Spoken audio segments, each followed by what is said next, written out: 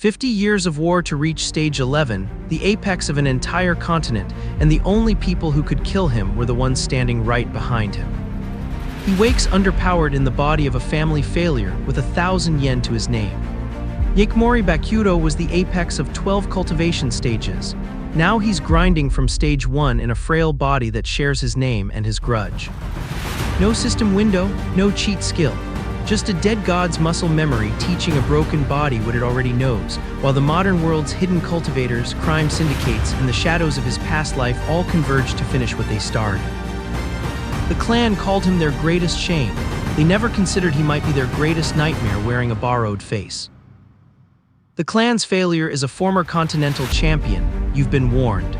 The last thing he sees is betrayal, not the Demon King's army, his own guild, his own raid party, impaling him from behind because some masked woman whispered the command.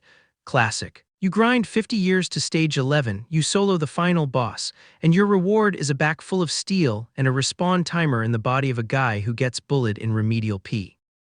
He wakes underpowered gasping in a classroom that smells like cheap floor polish and worse decisions. The bullies are already mid-monologue about how he's not even a young master anymore, which fair he's been exiled, his parents are dead, and his new body's spiritual veins are about as functional as a 2009 laptop running crises. But here's the thing about being the continent's strongest. You remember what Spirit Kai feels like. You remember the density, the texture, the way it pools in the meridians like water finding its level.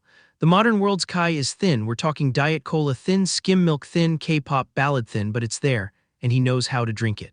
So when they announce the 100-meter dash and the track star Hokuba is flexing his record holder energy, our boy Yaeshigemori Bokuto, spiky blue-black hair, eyes glowing like he left a raid boss on pause, steps underpowered with the confidence of a man who knows his soul is running at 4K while his body's still buffering at 240p. The peanut gallery is already laughing. They call him trash, they call him frozen, they call him the guy who threw away his pride along with his clan membership. Bokuto just looks at the track and thinks, first stage of cultivation, garbage body, 0 warm-up, but 3 seconds should be plenty. 3 seconds. For a man who once cleared battlefields in the time it takes these kids to check their phones. The starter pistol fires, Hokuba launches. Bokuto stands there for 1 second too, the crowd already cackling, and then he moves, not runs, moves. Purple energy trails from his limbs like he's leaving afterimages in the code of reality itself, the evolutionary gap between modern man and primitive savage. He's about to demonstrate it in high definition. He passes Hokuba like the track stars running in quicksand. The clipboard girl drops her folder. The bully's jaws unhinge. The purple aura around Bokuto isn't even his full power, it's the overflow, the leakage, the stuff his garbage vessel can't contain. And he's still crossing the line at 9.88 seconds while the system that is his muscle memory laughs at the concept of human limitation. He doesn't even look back at the carnage. Just stands there breathing, surrounded by people who suddenly realize they're standing next to something that should not exist in a P uniform, and smiles. Because this body is garbage, this world is thin, and he is still the Continental Champion. Patch notes incoming. The last thing he saw on that continent was not glory, it was the business end of his own party's betrayal, which is just the most disrespectful guild kick in gaming history. The text literally says betrayal from his comrades. The manhwa is not subtle about this. And then wolves show underpowered because apparently even the wildlife could smell the backstab coming. These wolves are doing the full horror movie glow eye routine, which in manhwa language means either flashback trauma or the protagonist's about to remember he used to solo entire armies before breakfast. Cut to a men's room sign, because nothing says Continental Champion reborn as clan failure like the universal symbol for existential crisis in a public restroom. And there he is, same red eyes, same soul, same I have seen things you people wouldn't believe energy, staring at a reflection that looks like it would lose a fistfight to a strong breeze. The strongest warrior on the continent is now scrolling through a shopping app with the same despair as any college student 3 days before payday. The original Hiroto's bank account is a war crime. Talismans seem like a solid side hustle until you remember you need materials, which cost money, which requires the talismans, which requires, it's a gacha economy. His phone dies from the emotional damage of seeing those prices, and immediately the universe sends him the tutorial boss of broke student life, Asaki Haru and the boxing club protection racket. They walk in like they own the hallway. They do not own the hallway. Bokuto's eyes glow red, which in manhwa language means someone is about to learn about the skill gap the hard way. Haru's crew stands over what they think is the same pushover who used to hand over his lunch money. The original Hiroto would have endured it. The current resident of this body has different patch notes installed. One punch, that's the entire fight. The shockwave alone redecorates the bathroom tiles, and Bakuto's internal monologue is doing victory laps around the corpse of Haru's dignity. He says one punch is enough, but honestly that was generous. He charged 0 interest on that loan of pain. The remaining thugs process this information at roughly the speed of dial underpowered. One lunges anyway because denial is a powerful drug. Bakuto dodges like he's reading their inputs before they press the buttons.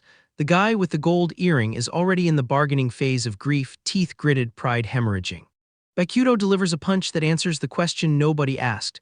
What if a Continental Champion got bullied by a boxing club? The thugs are doing the math, and the math is not mathing.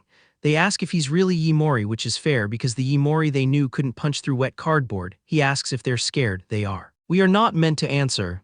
Standing over the defeated like he's posing for a loading screen, Bakuto radiates the specific energy of someone who has killed dragons and is now unimpressed by tracksuit gangsters. 2 more try to grab him, which goes about as well as grabbing a live wire. Their hands meet his grip, and suddenly they are in a joint prayer session they didn't sign underpowered for. The light between their clasped hands is either spiritual energy or Bakuto's patience leaving his body. The last 2 swing simultaneously, which would have worked if Bakuto were still running the Hiroto build. He blocks both with the casual indifference of someone who has parried Demon King attacks. Then he grabs both their arms, and his grin says he's about to redistribute their skeletons. The thugs see their lives flash before their eyes. It's mostly bad decisions. The bargaining phase arrives with the speed of desperation. They were wrong, they plead, they beg, they're doing the full grovel. Bakuto throws one last punch for the road because closure is important. The final thug offers everything, including dignity he didn't know he had left. Bakuto's terms are simple: return his things and maybe he forgets your faces. One holdout clenches his fist because every mob needs that one guy who didn't read the room. He lunges with the confidence of a man who has never been spiritually audited. Bakuto meets him with yellow energy that says no. The impact sends him flying through what I can only describe as the game's draw distance. The screaming panel is doing heavy lifting. The aftermath is a bathroom that now requires a hazmat team and several prayers. Bakuto stands over the carnage with the specific red-eyed smugness of a man who just proved a point he didn't need to make. He warns them about next time, which is generous considering there shouldn't be a next time if they have any survival instincts. The thug clutching his chest has apparently misplaced his. The survivors are doing that thing where you beg for mercy while scooting backward on a wet floor. Bakuto demands his things back with the tone of a man who has filed a customer service complaint with God. They hand over everything, including money they definitely stole from someone else, which means our guy just laundered his own robbery through a boxing club. The free market is beautiful and terrifying. Haru gets the infirmary trip he earned, and Bakuto walks away with seed money for his talisman enterprise, plus the realization that school is a terrible respawn point. He counts his new funds with the satisfaction of a man who just speedrun the tutorial boss and looted the corpse. The red eyes fade, but the lesson lingers. This body is weak, but the pilot is still running endgame strats. If the clan could see him now, they'd update their failure assessment. They won't. So our boy's first order of business after proving he can fold a boxing club is checking his bank account and realizing the Continental Champion has roughly the net worth of a convenience store on Onigiri. The talisman grind begins. He's out here fanning out talismans like he's running a pop-underpowered shop at a convention, except instead of enamel pins he's selling paper that can rewrite biology. Stage 1, cultivator energy, is just small business owner energy with murder undertones. Enter the dog. Fluffy, injured, probably hit by a car, absolutely the most important customer this man will have all week. The panel assigns a sound effect to the impact in the Korean edition, 2 syllables that together mean that's it, you're done, and our protagonist is now intimately acquainted with both. He pulls out the green talisman like he's swiping a credit card at a pet hospital that doesn't exist. The healing hits, the dog blinks, and suddenly we're in a shonen anime where the power of friendship is replaced with the power of correctly formatted spiritual paper. Shizuru shows underpowered with her teal pendant and her business partner energy, and Wada Show is doing that thing where a man sees a miracle and his first instinct is to accuse everyone of fraud. The dog went from roadkill to runway in 30 seconds and this man is still filing complaints. But Shizuru sees the hospital bag, and the narrator sees the hospital bag, and we all see where this is going. Our boy's internal monologue is basically, this is the perfect opportunity with the exact same energy as a gacha player spotting a rate underpowered banner. She asks the question that changes everything. Can it heal someone in a vegetative state? And Bakuto, with the confidence of a man who has personally killed a demon king, says yes. The stakes just went from cute dog to comatose mother, and our talisman dealer didn't even flinch. 1 million yen. Shizuru pulls out the bag like she's speedrunning a quest chain, and Wada tries to intervene with the desperation of a man who knows his relevance is evaporating. Bokuto grabs his arm with purple aura, and the message is clear: touch my client, learn my rates. The purple aura comes out, and suddenly this is not a negotiation, it's a terms of service agreement enforced by Continental Champion energy. He throws in bonus talismans, yellow for protection, red for fireball, like he's upselling a warranty plan nobody asked for but everyone needs. His parting line is pure menace wrapped in customer service: let's hope you never need these. He walks away with the dog and the bag, leaving Shizuru holding miracles and Wada holding his ego in critical condition. First client acquired, business model validated, revenge budget funded. Shizuru stands there with her million-yen talismans and her troubled expression, probably wondering if she just bought magic from a man who talks to dogs. The answer is yes. The answer is also that she's about to get her mother back, so the customer satisfaction survey is going to be interesting. Night falls, the dog barks, and Blue Spirit Kai erupts from a building like someone just triggered a boss spawn. Bokuto looks underpowered with the specific expression of a man who knows exactly what that energy signature means and exactly how much he doesn't want to deal with it right now. The tutorial boss was a dog. The real game is loading. The strongest warrior on the Ryu continent spent 50 years becoming death itself, and his reward was a knife in the back from his own guild. Now he's checking his phone balance like every other broke college student. Shizuru stands in the hospital corridor with the kind of face you make when you've been holding grief like a full-time job. She's clutching a blue talisman tag that cost more than her composure, and her father is about to learn what irrelevant sounds like in 4 languages. Her father, Councilman Suga, professional disappointment in a tailored suit, decides this is the moment for parental guidance. Shizuru grabs his collar and asks what exactly he did while her mother was dying alone. The corridor goes very quiet. The answer is nothing, but he doesn't say it. Shizuru doesn't scream, she doesn't cry, she just says with the absolute conviction of someone who has already burned every bridge behind her that she absolutely never gives underpowered. The talisman in her hand is glowing now. Her father doesn't know it, but he's already lost this argument to a piece of paper sold by a man with a dog. She presses the talisman to her mother's chest. The green light doesn't flicker, it floods. Her mother's eyes open like someone just remembered they left the stove on, and the first thing she says is whether Shizuru lost weight. The doctors behind them are experiencing what medical school definitely did not prepare them for. Shizuru says mom like it's the only word she's trusted in years. The doctor asks if this is true with the desperate energy of a man whose entire career just got questioned by magic. The father, meanwhile, has perfected the art of being present and completely absent simultaneously.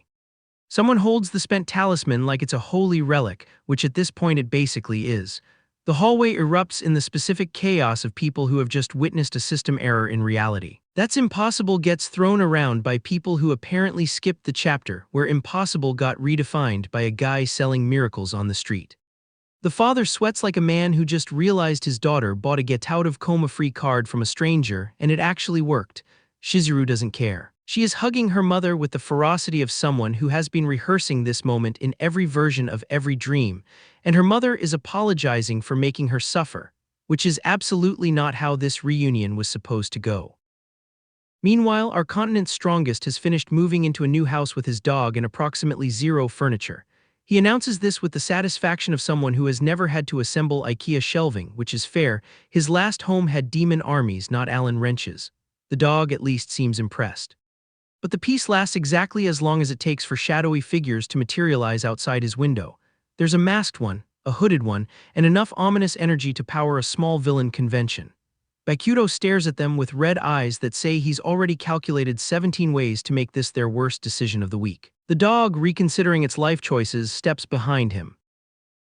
Our guy's out here trying to mind his business, selling talismans like a street-level entrepreneur, and the universe said, nah, we're doing player versus player today. He's clocked the stalkers before they even finish their cigarette. Then Nomi shows underpowered, worried he's been skipping class, offering cash like he's some delinquent who needs bail money. He hits her with the "I've got business" and walks off, which in anime terms means she's absolutely getting kidnapped in the next 20 minutes. 7 hostiles left, 3 right, all amateurs. The Continental Champion is running mental calculus on a street fight like he's ordering lunch. I'll wipe them all out in one go, the confidence of a man who has definitely done this before in a previous life against actual demons. The bald leader steps underpowered with his little knife and his big ego, pink eyes glowing like he bought the wrong contact lenses. Bakuto's not even sweating. He wants to know who's holding the leash, which is hilarious because these guys think they're the main characters of their own crime drama. Plot twist: the Amatani clan's young miss sent them. Amatani Setsu, the ex-fiancé, the name that makes this body's original owner feel things he can't explain. Bakuto's running on borrowed trauma and inherited grudges, and honestly, the patch notes for this relationship are going to need their own dedicated video. He decides he'll beat the answers out of them, which is the most direct approach and also the most entertaining. But Nomi followed him, of course she did. She's got protagonist's friend syndrome, and now she's watching armed men close in while someone frantically dials 110. The bald man grabs Nomi by the hair because nothing says competent villain like threatening a civilian to feel powerful. He's running his mouth about Bakuto being a ladies' man, which is technically true. He has now spoken to 2 women and then he pulls the knife. The energy shift is immediate. You don't touch the nice classmate. That's not a rule, that's a law of physics in this genre. Bakuto moves, purple energy trails, the kind of speed that makes bystanders question their eyesight. He catches the knife hand mid-swing because catching blades is just Tuesday when you've repelled the Demon King's army. The thug's face goes from confident to I made a terrible career choice in approximately 0 frames. I really wanted to keep a low profile, he says, while actively glowing and punching people through walls. The contradiction is the point. He's not playing victim, he's playing executioner, and the bald man's jaw is learning about structural failure in real time. One hit. The kind of hit that sends you reconsidering every life choice that led to this alley. Nomi's watching with the exact expression you'd have if your quiet classmate just folded a gang in 30 seconds. The remaining thugs are doing the math and realizing they're the remainder. And Bakuto, glowing red eyes in the dark, asks once, just once, who sent them. The kind of question that isn't really a question, it's a final warning with grammar. Bakuto holds the stolen button to his eye like a monocle, dead calm, while the corrupt official across from him realizes his entire career just got pickpocketed by a man in handcuffs. Rewind 10 minutes. Our guy has the bald thug by the skull, interrogating him about which clan sent the welcome wagon, and the thug's defiance is doing absolutely nothing for his life expectancy. The thug starts to crack, which is the only intelligent decision he's made this entire arc, but before Bakuto can finish his customer service survey, someone yells "Stand down" from behind him. It's the cops sprinting in like they rehearsed this entrance, and Bakuto's first thought is whether this is coincidence or if the surveillance state in this city is just that thirsty for content. The key line here, the one that separates a shonen protagonist from a war criminal: I could easily force my way through, but I can't reveal my true power. The Continental Champion is playing the long game while everyone else is playing tag. Inspector Kaya Haruki shows underpowered, breathing hard, genuinely relieved he made it in time, which is adorable. He thinks he just prevented a murder, not that he interrupted a census of how many bones a human body doesn't need. Then Superintendent Onaga Reizu rolls in with the energy of a man who already wrote the report before he arrived, smug as a guild leader who bought his rank, and immediately tries to arrest Bakuto for assault. Onaga's line is pure corruption poetry. All I saw was you beating them to a pulp, which is technically true in the same way a security camera only records the retaliation, never the provocation. Onaga drops garbage and threatens Kaya's badge, which is the standard villain dialogue package. He's not even trying to be subtle, he's just counting on the system being too tired to care. They handcuff Bakuto, which is adorable, and Onaga laughs about how cooperative the criminal is, missing, of course, that cooperation and containment are not the same word. The panic in Onaga's eyes is instantaneous. Darn it, I slipped underpowered because nothing says I was tipped off about this specific arrest like knowing the suspect's class schedule before his name. Onaga tries to bluster his way out. I have no idea what you're babbling about, but his body language has already confessed, been convicted, and started serving time. And then, the button. Bakuto holds it to his eye like he's appraising a gem, says that's a shame, and Onaga's entire composure shatters into when did he take my button.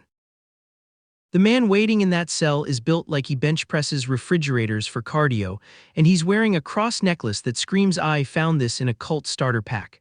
Our guy walks in with the confidence of someone who already read the walkthrough.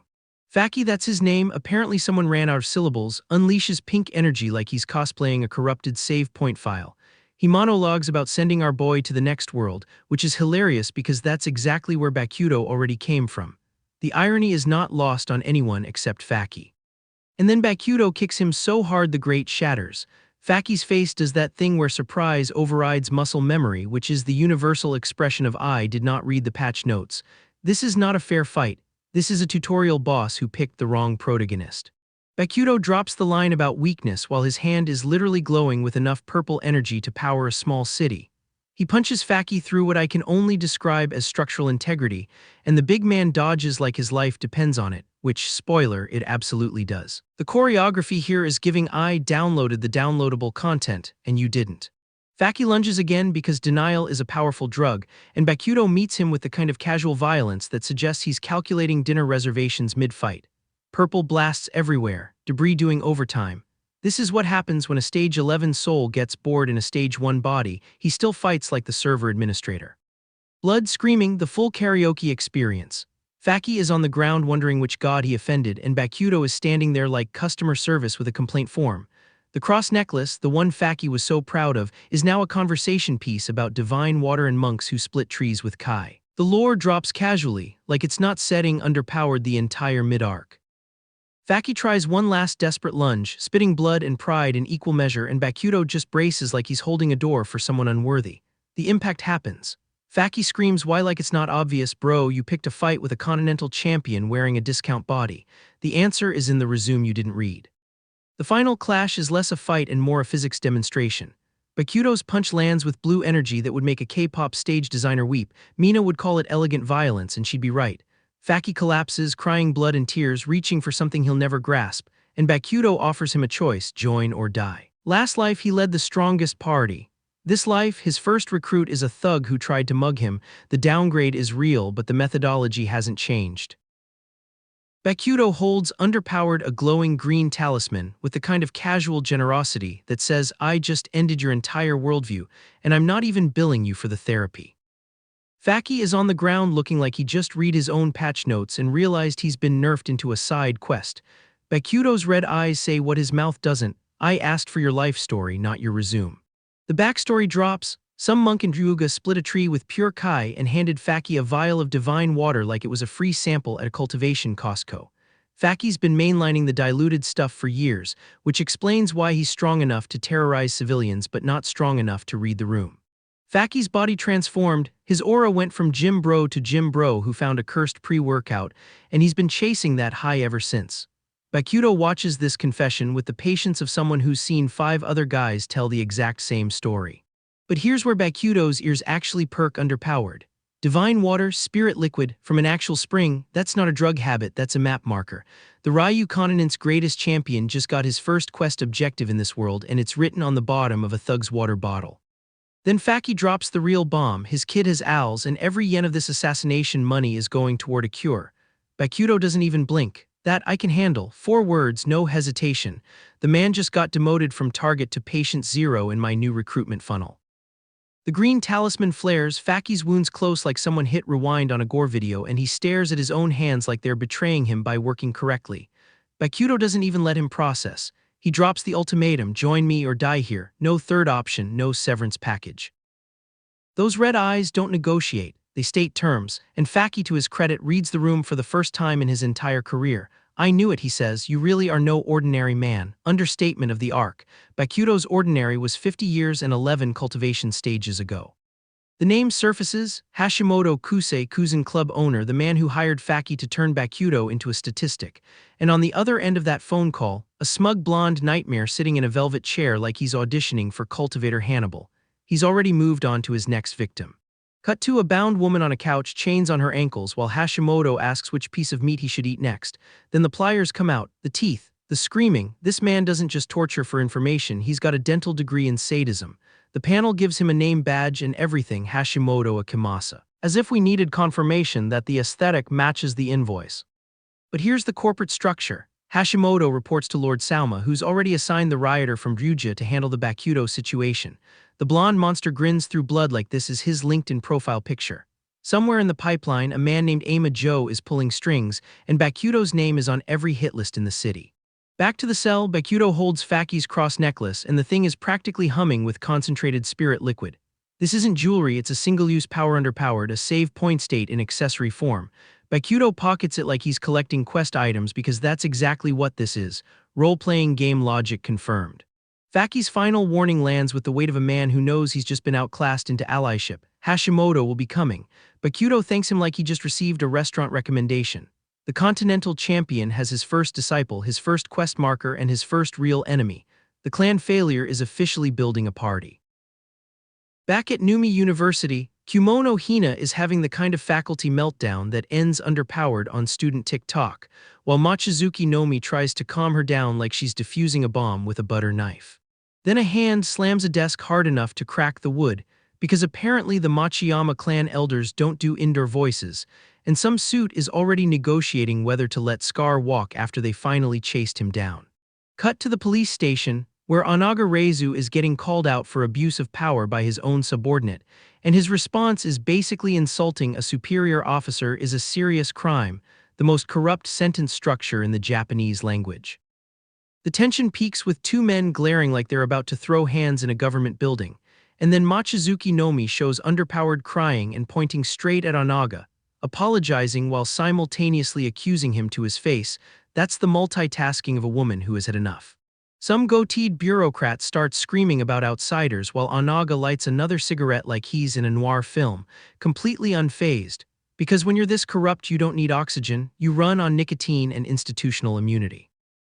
Onaga plays shocked, asking when Bokuto was ever suspected of such things, and Nomi fires back asking why the actual Yakuza aren't in custody, a question that hangs in the air like the smoke from his cigarette because everybody knows the answer and nobody's allowed to say it.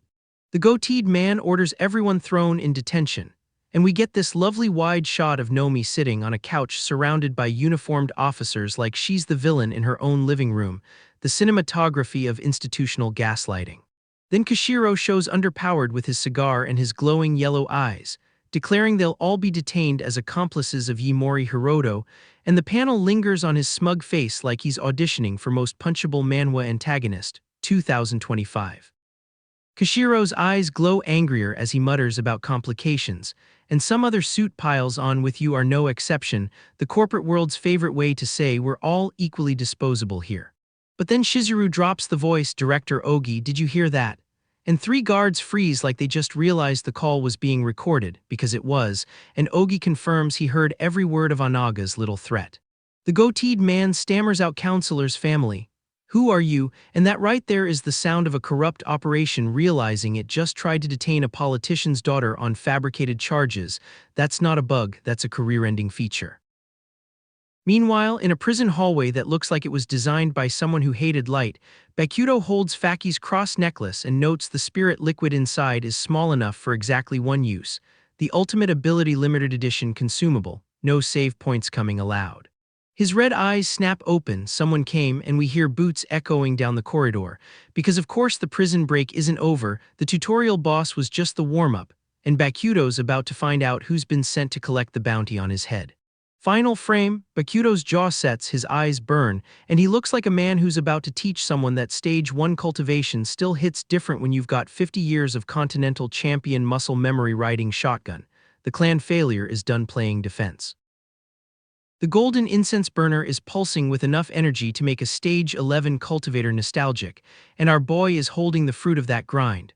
A glowing orange orb that represents approximately all of his liquid assets converted into concentrated spiritual essence. Bokuto strolls in with Roku, the fluffy little witness to his entire descent into capitalism, and drops the kind of line that only makes sense from someone who got murdered by his own party and respond with trust issues. At his current velocity, even bullets can't touch him. He's got intel from Faki about a spirit spring in Ryuda, but first he's checking his phone like any self-respecting entrepreneur, because even Continental Champions need to confirm their calendar before driving the pharmaceutical industry into chaos. The blue box makes its return, and Bokuto's holding it with the exact expression of a man who knows he's about to weaponize traditional medicine against an entire industry of people who think Spirit Kai is a brand of energy drink. Shizuru drops the gala invitation like it's casual, except it's at the Suga building and it's tomorrow night, and Bokuto's face does the math in real time. Formal event, ex-fiancé territory, corporate predators, one small box of reality-breaking pills. His eyes go full Amber Alert. Cut to the gala itself, champagne, chandeliers, the kind of crowd that pronounces leverage with a hard G. Bokuto walks in holding that same blue box, and the energy in the room hasn't shifted yet, but it will, because he's about to perform live alchemy on a woman's face in front of 200 witnesses. The Hishisu family drama unfolds in real time. Ino and Shiro playing the concerned relatives while Kashiro, glowing with yellow aura and cigar smoke, calls Aunt Masami senile to her face and suggests marrying Shizuru off to the Acho clan for friction reduction, which is corporate speak for "we're selling your niece." Masami, still in her wheelchair, tries to defend the woman who literally raised these vultures after their grandmother died, and Kashiro's response is to keep pushing the marriage angle while Masami coughs hard enough to rattle the crystal. The room is watching elder abuse happen in tailored suits. Then the temperature drops. Bokuto steps forward, calls the cosmetics industry titan damaged goods, and the room freezes because nobody, not in 50 years of Numi City galas, has ever brought that kind of energy to a fundraiser. His eyes are glowing actual red, and he says the 4 words that end polite conversation: there is a limit. Kashiro's face does the full "I have never been spoken to" by the help malfunction. Security gets called by people who have never needed security for anything scarier than a wine spill, and Shizuru steps in with the reveal. This is Yaeshigemori Hiroto, the benefactor who saved her mother, and he is her invited guest. The wheelchair-bound woman who just got called damaged goods is now being presented with the blue box by the same man who defended her honor. And Bokuto's delivery is so smooth he might as well be handing her a participation trophy. "Madam, there is no need for thanks. The social calculus in this room just got rewritten by someone who learned etiquette from Battlefield Command." He closes with the business partner line, smooth as a man who spent his previous life negotiating with demon armies and finds corporate hierarchies approximately as threatening as a tutorial village. And the room is still processing that the clan failure just became the most interesting person at the party. Aunt Masami's eyes ignite with golden flames, her wrinkles literally burning away in real time while the mirror catches her reflection at 25 again. Our guy stands there with his signature "I just broke physics and I'm not even tipping energy," watching 2 suits lose their grip on reality as a pensioner becomes a main character. The mirror confirms what no one wants to process. She looks exactly like her younger self, and the room collectively forgets how to blink. "Name your price," someone shouts, and our boy casually drops 400,000 yen per pill like he's quoting a boba tea menu. The bidding hits 600, then a million, then 1.4 million because capitalism moves fast when immortality's on the table. Then the corporate vultures arrive. Kazan Group offers 4 million for distribution rights, and Rinkaio Group immediately counters with 20 million because apparently this is now a hostile takeover disguised as a pharmaceutical auction house. Some smiling shark offers 30 million for a 30-70 split, and our protagonist asks the only logical question. He takes 70, they take 30. The correction comes fast: 70 for them, 30 for him, and you can feel the room realize he's not from their world. The Hishisu clan's connections get name-dropped, and someone in the back asks what connections they even have. Shizuru gets told to watch her mouth because they are family, which is always what people say right before the finances get exposed. Masami wheels herself straight to the point. "Did you leverage mom's company?" Shiro sweats through his confession, and the accusation lands like a dropped phone in a quiet theater. "You dug into our finances." Shizuru stands with arms crossed while someone gasps that they were trying to scam him, and a fist slams wood hard enough to make the chandeliers reconsider their life choices. Masami looks at her little brother and says the words no one wants to hear from the woman they just called damaged goods. "Shiro, you disappoint me. The embezzling of mom's legacy is where forgiveness ends." Shiro stammers about being cut off, and Masami offers him the classic choice: face the courts and drown in debt, or accept the alternative that doesn't get named aloud because it's worse. Yuki pulls our boy aside to mention the real professionals in the room, and he responds with the only honest business advice in this entire building: "These people are vultures, so tread carefully." The yellow sports car pulls underpowered to a house that costs more than some nations, and our protagonist thanks her for the lift like she just gave him a bus transfer.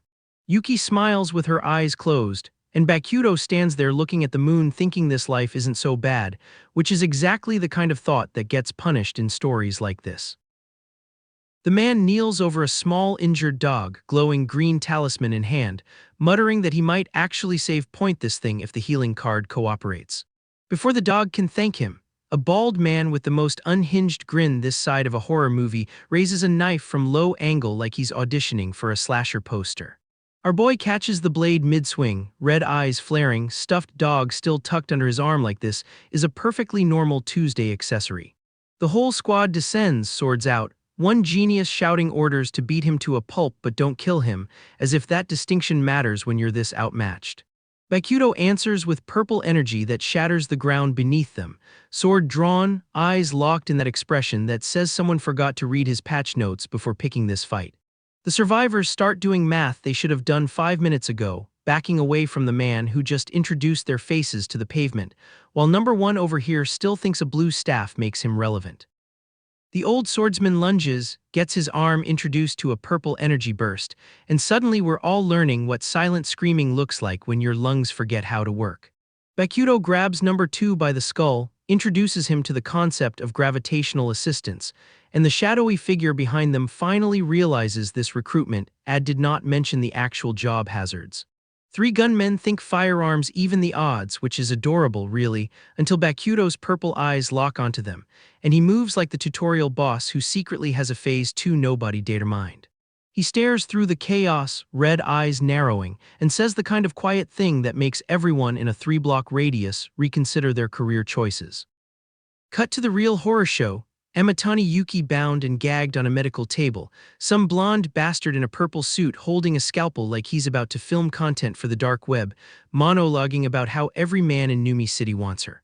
The phone rings, Lord Kusei answers hoping for good news, and the voice on the other end says Yaeshigemori with the kind of energy that makes him drop the scalpel and question every decision that led to this moment.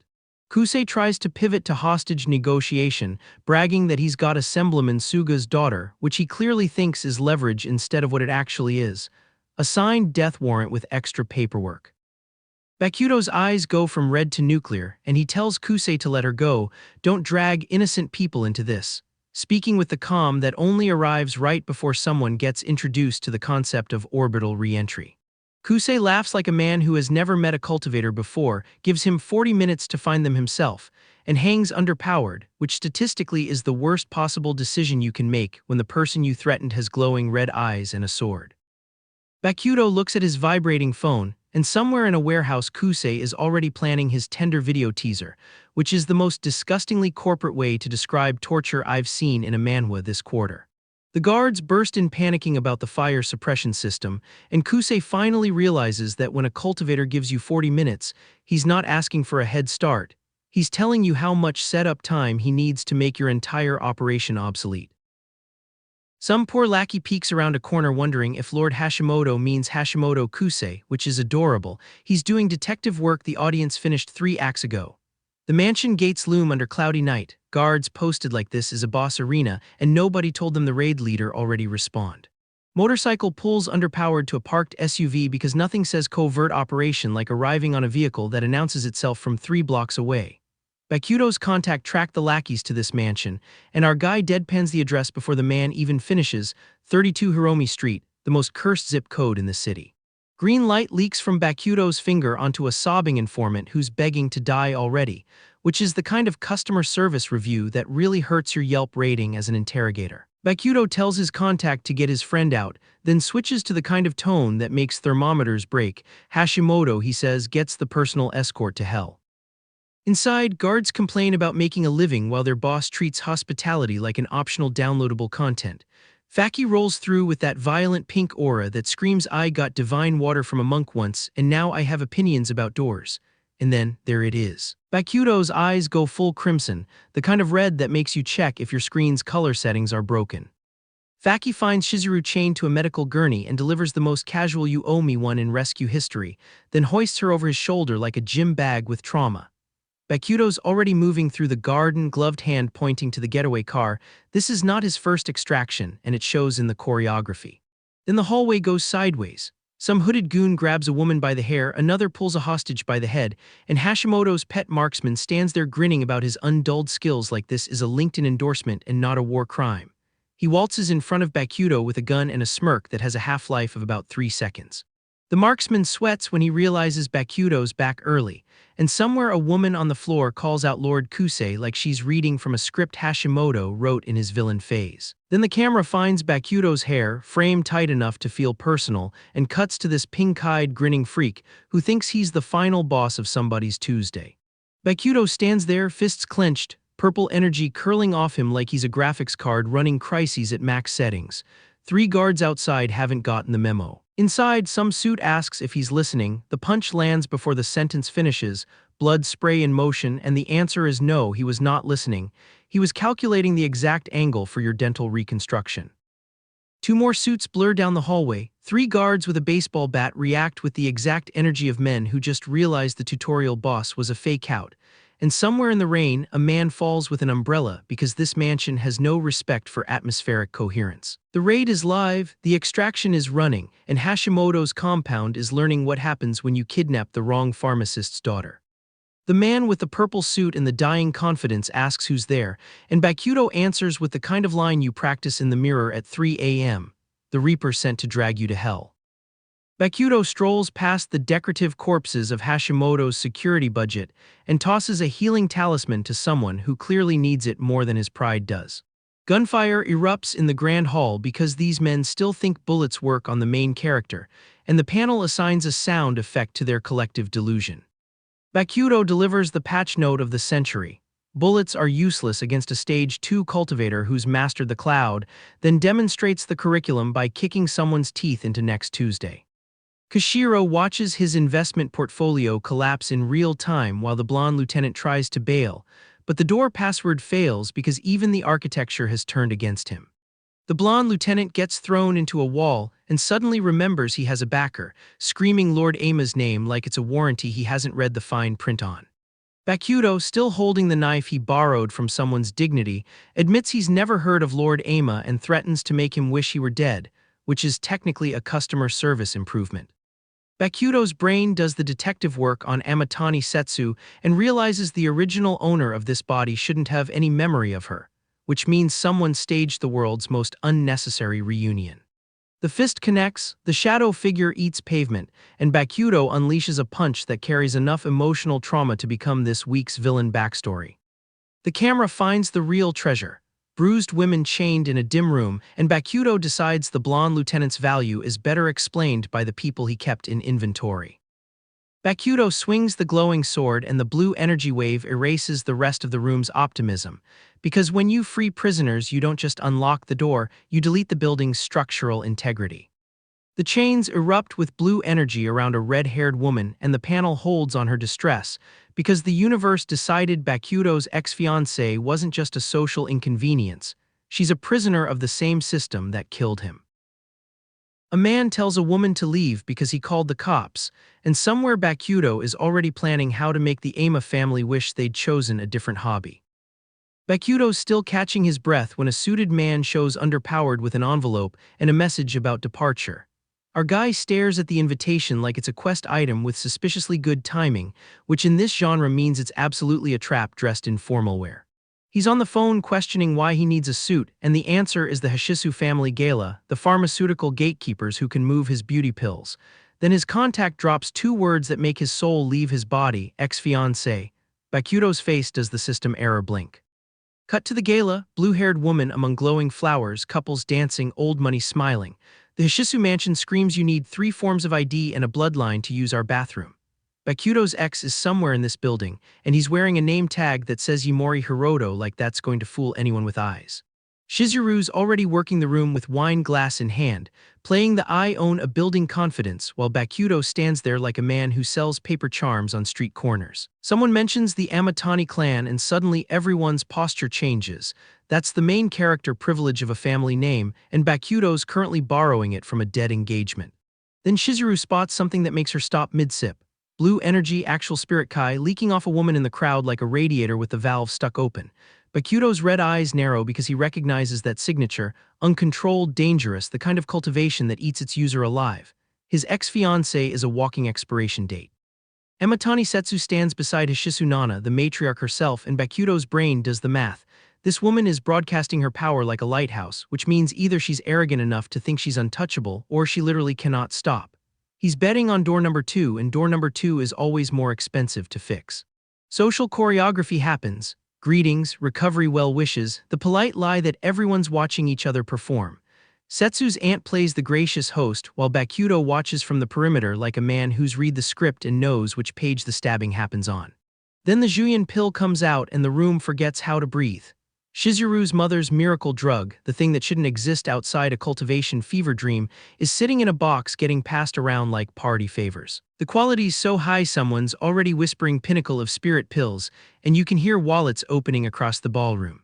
Shizuru notes there isn't even a pill institute that could verify this stuff, which is regulatory speak for we're operating in the gray market and I love it. Bakuto introduces himself as Yaeshigemori Hiroto, the name sliding off his tongue like a borrowed coat that doesn't quite fit, and the woman in purple smiles like she knows exactly whose coat it is.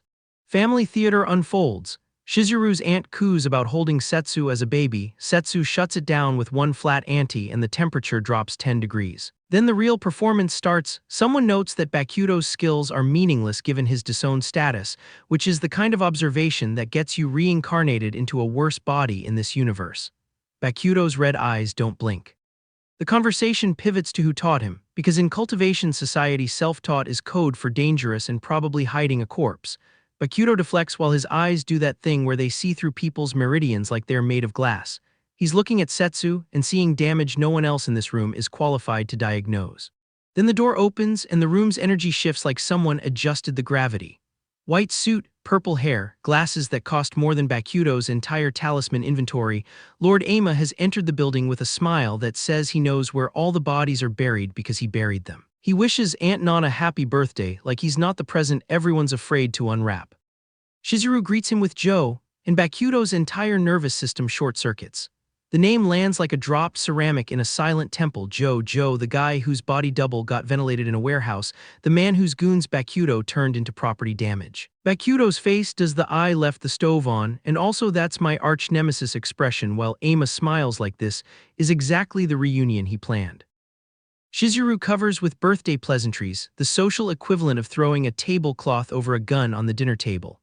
Ama plays along, asking, and this is, with the performative curiosity of a man who already ran everyone's background check. The room is full of people pretending not to know things, and Bakuto is currently holding the biggest secret in his clenched teeth.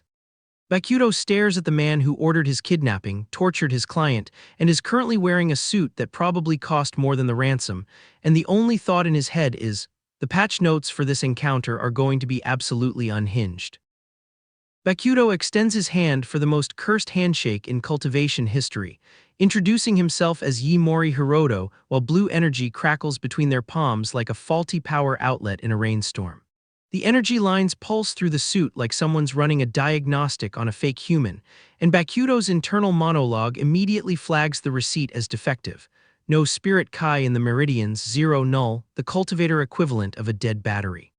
The man in white, all polite smiles and glasses that probably cost more than most people's organs, returns the greeting like he didn't just fail the most basic cultivator vibe check, and Bakuto's paranoia engine shifts from idle to redline.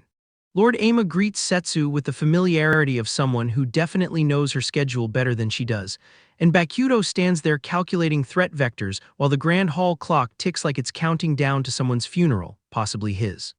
The strangest part isn't the empty meridians, it's the complete absence of killing intent when Ama hears Bakuto's name, which in this universe is like a spider not reacting to a fly walking into its web, and that spider is definitely planning something worse than eating. The banquet continues its elaborate performance of wealth and mutual blackmail. 3 men toasting with steaks that cost more than Bakuto's entire talisman inventory, while a monocled elder gestures like he's conducting an orchestra of social climbers, and Bakuto watches the ballroom floor like it's a minefield in formal wear. Bakuto adjusts his cuff with the precise irritation of someone who knows exactly how much violence he's not allowed to commit in this room, while Suga Shizuru holds her champagne flute like a shield against every man who's about to ask her to dance and immediately regret the rejection. Some poor brave soul actually asks Shizuru to dance, and the surrounding gossip immediately establishes that the young lady of the Suga clan doesn't dance with anyone, which makes Bakuto's eventual intervention either a social suicide or a power move, the line between them being exactly where he lives now. The gossiping men are mid-sentence about how Shizuru would never take someone like Bakuto seriously when she actually does, and the blonde man's surprised is the exact sound of established social hierarchy experiencing a fatal error, which is just beautiful timing for someone to call out Hiroto-kun from across the room. 2 men in formal wear react with the specific shock of people who just realized their gossip target has connections they didn't file in the threat assessment. While outside the party, Aima's departure proceeds with the mechanical precision of someone whose evening schedule includes arranged kidnapping between dinner and dessert. A car door opens for the man in white. A subordinate snaps yes sir with the enthusiasm of someone who knows the bonus structure for successful evil. And Bakuto watches the night sky like he's reading threat patterns in the constellations before walking away from the vehicle with the deliberate pace of a man who now has two problems: the one he came with, and the one who just left. Two guards outside discuss how Aima's bodyguards end underpowered completely different people, which in this series is less a figure of speech and more a medical diagnosis, while inside a dim room two men sit with the comfortable silence of people who have done terrible things together and rated the experience. The older man with white hair takes a fist to the face with the sudden violence of someone whose utility just expired, clutching his cheek with the specific distress of a man who thought he had job security until approximately 3 seconds ago. The man in white, now sporting a cut on his cheek and blue eyes that have seen the inside of someone else's skull, clasps his ringed hands together as blue lightning crackles, and the threat he delivers about keeping someone alive for their utility lands with the specific warmth of a corporate performance review that ends with security escorting you out. The smug close underpowered, the downward gaze, the energy still crackling around fingers that have definitely done worse than this. Aima's final line about simple tasks lands like a patch note that just nerfed someone's entire existence. And the only question is whether Bakuto knows he's already on the list of tasks that didn't meet expectations. The man in the suit outside is giving suspicious energy, like a bouncer who's already called the cops. Inside, someone's bound and gagged on the floor, which in this series is either a hostage or Tuesday. Cut to the gala, live piano, violin, the whole aristocratic aesthetic. Bakuto's apologizing to someone named Setsu about urgent business, but the woman with blue hair and the teal pendant is giving him a look that says we are not done. Some older man with glasses looks underpowered like he just realized the canapes are laced. Meanwhile, Shizuru's shoulder dominates the foreground with the confidence of someone who owns the building, which she literally does. And now the moment we've been waiting for. Bakuto's on the dance floor with a woman in pink and the gossip is immediate. Who's her partner? Sir, that is the protagonist. He is literally glowing red. Have you not been reading the patch notes? Musical notes everywhere, cufflinks catching light, piano keys under practiced fingers. The dip happens. The full ballroom dip. Bakuto's out here living every shoujo protagonist's dream while internally calculating murder timelines. You're quite the dancer, she says, blushing with star earrings catching the light. Bakuto's sweating through his smug smile because he knows this is a social boss fight and one wrong step triggers a cutscene. Then she leans in whisper close and the atmosphere of this party suddenly has a radar humidity. That was close, he thinks, which is protagonist for I almost caught feelings in public. But the real danger is Shizuru cornering Setsu with the energy of a best friend who has opinions. You seem to be watching rather intently. Ma'am, this is a gala, not a courtroom. The interrogation continues. Do you truly not know Hiroto? Setsu's answer is firm, first meeting, no prior knowledge, which is technically true for her since the Hiroto she knew was a different soul in the same frail body, but try explaining Isekai logistics at a cocktail party. Meanwhile, the Aima clan's representative is getting roasted in real time. So even with the power of the Aima clan, you cannot investigate the background of a disowned child. That is the most devastating LinkedIn endorsement I've ever seen. Kashiro steps in with the now energy of a man who knows this room could become a war zone if someone finishes that sentence. Shizuru stands with her back to us, purple hair and gold earrings catching the chandelier light, looking like she just decided someone's stock portfolio is about to crash. The man in white sips wine and talks about connecting potential to the future, which is villain for I have a 5-year plan and you're in it against your will. And then Shizuru delivers the line that freezes the room. I cannot let him run loose any longer. Who, Bakuto, Aima? The answer is yes, and the consequences are coming next act. Bakuto's got that smile that says he's already 3 moves ahead in a game nobody else knows they're playing. The ballroom's still humming with gala energy behind him, but his red eyes are locked on something colder. Across the room, a white-haired man with ice blue eyes speaks his name like a death sentence. Someone calls out to the pair of them, and Bakuto glances back with the casual menace of a man who knows exactly how fast he can clear the room. The woman at his arm doesn't realize she's standing next to a stage 2 cultivator who just declared war on the entire social order. Shizuru corners him with the precision of a businesswoman who smells profit and danger in equal measure, asking if he's after more than just pill sales. Bakuto doesn't miss a beat, drops the Yaeshigemori clan membership like it's a cancelled subscription service. No, I am no longer a member. The way he says it, you'd think he upgraded. Then the panel cuts to something that freezes the blood, a pale figure with glowing white eyes bound in chains held by shadow. This is the Hidden Shadow sect's handiwork, the same people who wiped out the Hundred Herbs sect, and the narration drops the hammer. Her uncle decided everything for her. Her marriage, her cultivation, her body. The blue-haired woman clutching her head in the next panel is the same one Bokuto just danced with, the same one who accused him of scheming. She's not the antagonist of this scene, she's the hostage. Bokuto's red eyes go flat in that way that means someone is about to have a very bad evening. The image of Setsu, blood staining her white dress hem, standing in a void of red tendrils is not metaphor, it's diagnosis. She chose an impossible path to gain power quickly and her body is paying the invoice. Shizuru asks why he's telling her this and the answer lands like a dropped blade, because he wants to save point her, not help, not assist, save point. The same word he'd use for a hostage or a burning building. Setsu's not a rival or an ex-fiancée anymore. She's a casualty of the same system that killed him once already, and Bokuto does not do repeat performances.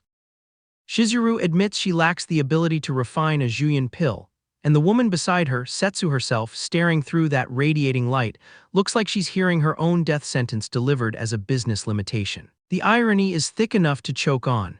The man they called clan failure is the only one with the actual skills to fix what the clan broke. Later, Bokuto poses for a photo with Shizuru and a restored Masami, the aunt who went from wheelchair to wow that works in one pill. The business math is already running, tenfold profits with auntie on board, but the real transaction happened in the garden in words nobody photographed. Shizuru's voice softens when she speaks of Setsu, kind and delicate, she says, the kind of description that makes the chains feel heavier.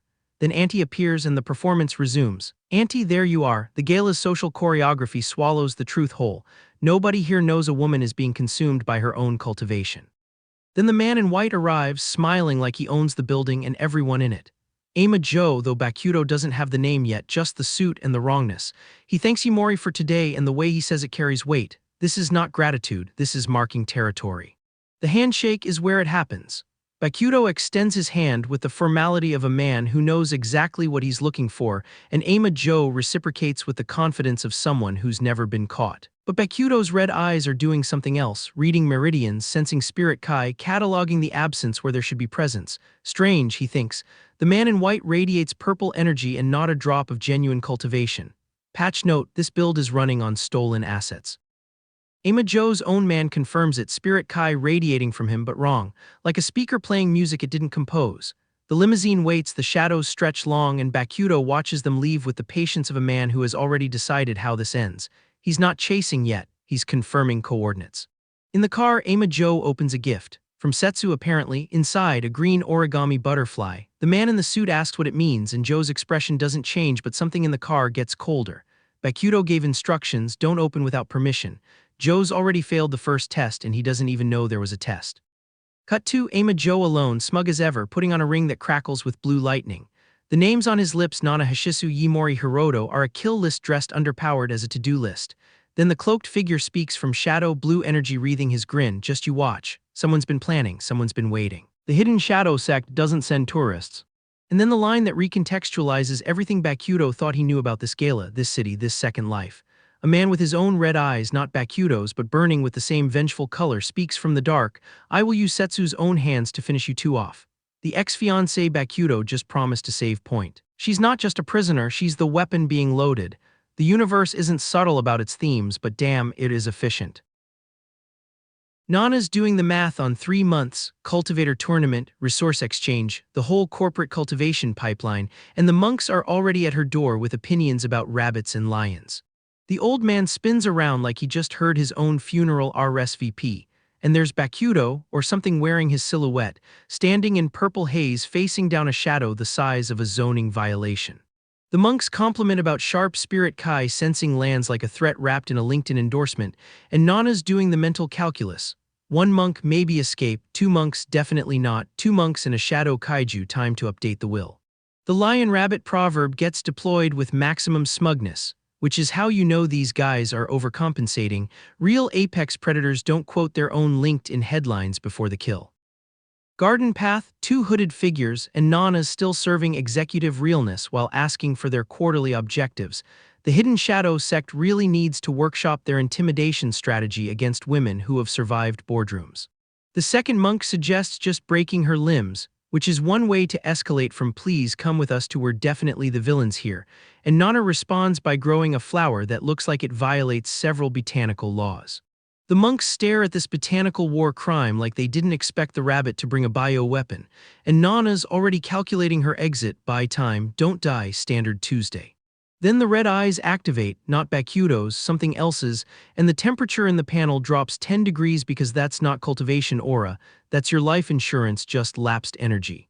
The shadow goes full kaiju over the skyline and Nana's enveloped in purple like she's being digested by a color, which is the hidden shadow sex idea of hospitality, come for the kidnapping, stay for the spiritual digestion. Cut to the fake Bakuto grinning with a golden talisman, which is our first confirmation that Ama Joe's running the body double meta and the real Bakuto's probably eating cup noodles somewhere, furious about identity theft. The actual Bakuto, confirmed by the cup noodle diet and the existential dread, is doing shift work and conjuring green butterflies like that's a normal coping mechanism for a former Continental Champion, which honestly fair. The butterfly construct flutters off to do whatever spiritual surveillance butterflies do, and Bakuto's already missing gourmet food he never had. The reincarnation package really skimped on the lifestyle perks. White-haired Bakuto, the body double, the fake, the kept alive by me guy, is having his own meltdown over canned dinner while the real one's out here with actual problems, and the parallel is almost poetic if it weren't so pathetic. The rage peaks with "why do I have to suffer just because I look like him," which is the most relatable villain origin story since I was rejected by my crush, except this one's funded by a shadow cult and a spirit vessel ring. The gagged man screams around his gag while the old man rages at a box, and somewhere in this chain of suffering is the truth. The hidden shadow sect runs on stolen faces, stolen lives, and the occasional stolen origami butterfly. The butterfly glows green in its box, the old man kneels in shock, and the shadow with pink lips asks "who are you?" which is the question everyone's asking, because at this point we've got 3 Bakutos, 2 sects, and 0 honest answers. Some lackey shouts into a phone that the boss's target just showed underpowered, and Yaeshigemori Bakuto strolls down that moonlit path like he's walking to a convenience store at 2 a.m. Green energy crackles overhead, and Bakuto stands there with his hands in his pockets, basically daring the universe to try something. Meanwhile, that serene waterfall in the background is doing more emotional regulation than most therapists. He spots the ambush before it spots him, because of course he does. Stage 2 cultivation comes with built-in paranoia and the social awareness of someone who's been stabbed in the back by his entire raid guild. The goon squad rolls underpowered with Scarface leading the charge. Pointing and screaming "get him like this" is a Twitch chat trying to cancel someone, and Bakuto's purple aura ignites because he's officially done with the tutorial phase of his evening. Onaga Reizu watches from the sidelines with that smug eye ordered the hit energy, while Bakuto's fist comes down with enough purple force to make the recipient reconsider several life choices. Dark tendrils of shadow creep from behind some poor soul who just realized he's in the wrong genre. Bakuto delivers a punch that rhymes with duck underpowered someone's entire afternoon, then holds the last conscious goon by his collar with the casual menace of a customer service representative who's about to ask to speak to a manager, so whose orders was it? Cut to Suga Shizuru getting the greenhouse treatment from some suits, because apparently everyone in this city has a secondary location and a tertiary kidnapping schedule. The manhwa really said, what if we made the side quest a main quest too? Amaya Yuki's doing her own detective work, tablet in hand, and the realization hits her like a bad gacha pull. He was at the party that days because nothing says trustworthy like a man who crashes pharmaceutical galas and leaves origami butterflies as calling cards. Bakuto smirks like he knows exactly how this episode ends, while Yuki rolls underpowered to 432 Kugu Street with the energy of someone about to confront their catfish, phone glowing, location pinned, emotional damage preloaded. That text message with the address lands like a DM from your ex at 3 a.m. You know it's a trap, you know you shouldn't engage. And yet here we are, walking straight into the mansion with 0 backup and maximum main character syndrome. Yuki's out here confronting people with that teal jacket authority, while some guy with his arm in a sling points toward the mansion like a very injured tour guide, and the older man offering Bakuto water with that smile has "I am definitely about to betray you" written all over his face. Yuki storms in screaming Yaeshigemori like she's about to demand a refund, then freezes when she actually sees him, Amatani, because nothing derails a righteous accusation like the wrong target and a glass of water you definitely shouldn't drink. She's waving around tablet evidence, timestamped and everything, screaming about Aunt Nana's kidnapping while Bakuto hits her with the most devastating counter in debate club history. Aunt Nana was kidnapped. And you suspect me, though I have an alibi and you're about to feel real stupid special. Bakuto grins with that eye have receipts energy and pulls underpowered the chat history with Lord Sauma, timestamped late last night. While Yuki's about to unleash cultivator punishment before she realizes the man she's threatening was literally with the actual villain, plot twist, she's been chasing the body double this whole time. The realization drops on Yuki like a surprise comeback stage. Lord Sauma's subordinates, it wasn't your doing. And that older man with the smug smile holding the phone is absolutely eating this underpowered, popcorn in hand, watching two people figure out they've been playing different games on the same board. Yuki stares at Bakuto's back like she's trying to read patch notes through sheer willpower, while that white-haired man in glasses sits there with the energy of someone who's about to monologue about his evil plan, the hoodie detail, the clenched hands, though I've been keeping this fake alive backstory practically radiating off him. Yuki gasps a spiritual vessel. With the exact energy of someone who just found out their limited edition photo card is actually a reprint, the betrayal runs deep, the lore runs deeper, and Bakuto's staring at that phone like it owes him money. Yuki pivots from accusation to alliance with the speed of a bias wrecker climbing your rankings. I'm going to settle this with Sauma. And Bakuto's just standing there like, great, now she wants to storm the villain's castle with me. This is not how I planned my Tuesday. Two monks in yellow robes stand there gossiping like it's a Discord moderator meeting, casually reporting that they captured Yaeshigemori last night as if that's a Tuesday chore. The man in the white suit laughs like he just heard the funniest VTuber clip. Then Onaga Reizu leans in with that slicked-back villain hair and says he'll rip out Bakuto's tongue personally before letting Yuki finish the job. The police chief really said I'll hold him down, you get the kill credit, that's not a murder plot, that's a Twitch collab. The location drops, Kogan Temple, which sounds like a dungeon raid lobby and probably has the same energy. Guards in suits stand around looking like they queued for ranked and got auto-filled. Some smug guy in sunglasses lurks behind the greeter like he's the final boss's unpaid intern, and this Master Joe gets the full VIP welcome, red carpet, bowing, the whole main character treatment. Except the real main character is currently tied underpowered in a van. One of the goons gets jumpy about throwing away communicators. Sir, that's not operational security, that's just bad party planning. The white-haired man with the purple eye glow glares like his prescription ran out and he's seeing betrayal everywhere. Then some poor guy in a blue suit clutches his head in distress, while the man in white stands behind him like a customer service manager who already knows he's denying the refund. White van pulls away kicking underpowered dust, the universal Manhwa signal that someone's getting taken to a secondary location. A hooded figure escorts a tight underpowered man while barking, "Don't try anything stupid, buddy. If he was going to try something smart, he wouldn't be in the van." Then we cut to some guy in a lab coat clasping his hands together with the energy of a pharmaceutical exec about to pitch a side effect list. The man in white finally faces our guy with that we meet again smugness that only works if you actually won the first time. Bakuto stares back, red eyes glowing like his graphics card just hit max load, and drops the most deadpan "Mr. Ama, what exactly are you trying to do?" He's not scared, he's disappointed, and that is infinitely worse for the villain. The whole group stands there in a wide shot that screams boss arena loaded, two monks flanking the white suit like ads before the main phase. Then the panel cuts to pure white void with red claw marks, the manga equivalent of loading cutscene, please wait. And then Ama Joe grins, full maniac, eyes wide and crazed like he just got his bias's fan call accepted and immediately forgot how to act human. Ama points at Bakuto like he's selecting a file to delete, and our guy just looks to the side with the expression of someone who's already read the spoilers. Bakuto's response to this whole kidnapping murder conspiracy situation, "That's it, that's why you're trying to kill me." The emotional damage is critical hit, unblocked, no resistance. He's not even running a defense build, he's just built different. Ama adjusts his tie while purple flames erupt around him, though this is fine meme but he's the fire. He says killing Bakuto now would be a waste, which is villain speak for I have a monologue prepared and you're going to hear it. Then the panel dissolves into a vortex of pink and black energy, and this monstrous spectral thing lunges forward with glowing white eyes and a grin that has too many teeth. The shadow art isn't a technique, it's a tax write-off for souls. Ama gestures to his summoned horror like he's presenting a PowerPoint on quarterly earnings, calling it something a nobody like Bakuto will never experience, a divine act. Bakuto, meanwhile, is just processing this like he's reading patch notes for a boss he already cleared in beta. Is this a summoning type skill? He's not impressed, he's cataloging. The man is running a mental wiki entry while the villain is doing his big moment.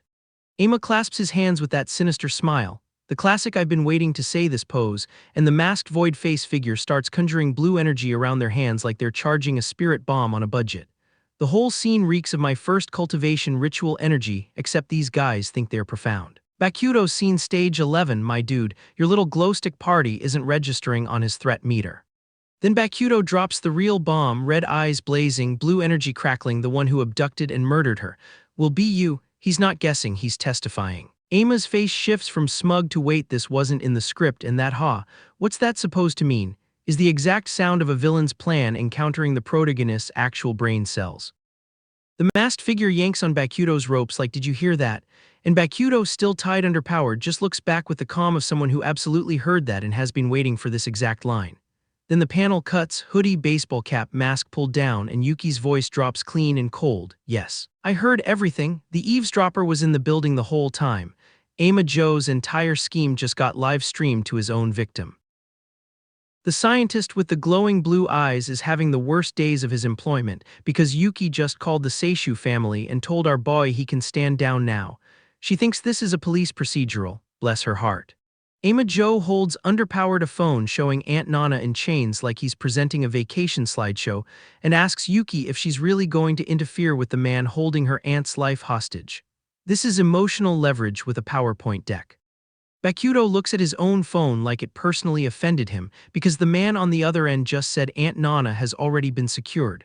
Though already is doing so much heavy lifting here, that's villainese for I planned this while you were still choosing your outfit. Cut to Gyugenji Mountain descent path, where Ama Joe's entourage has gathered with the energy of a team-building retreat that accidentally hired actual cultists. One guy's carrying an injured colleague like it's the trust fall gone wrong. Ama Joe discovers his own guy betrayed him, which is the most predictable plot twist since Gravity.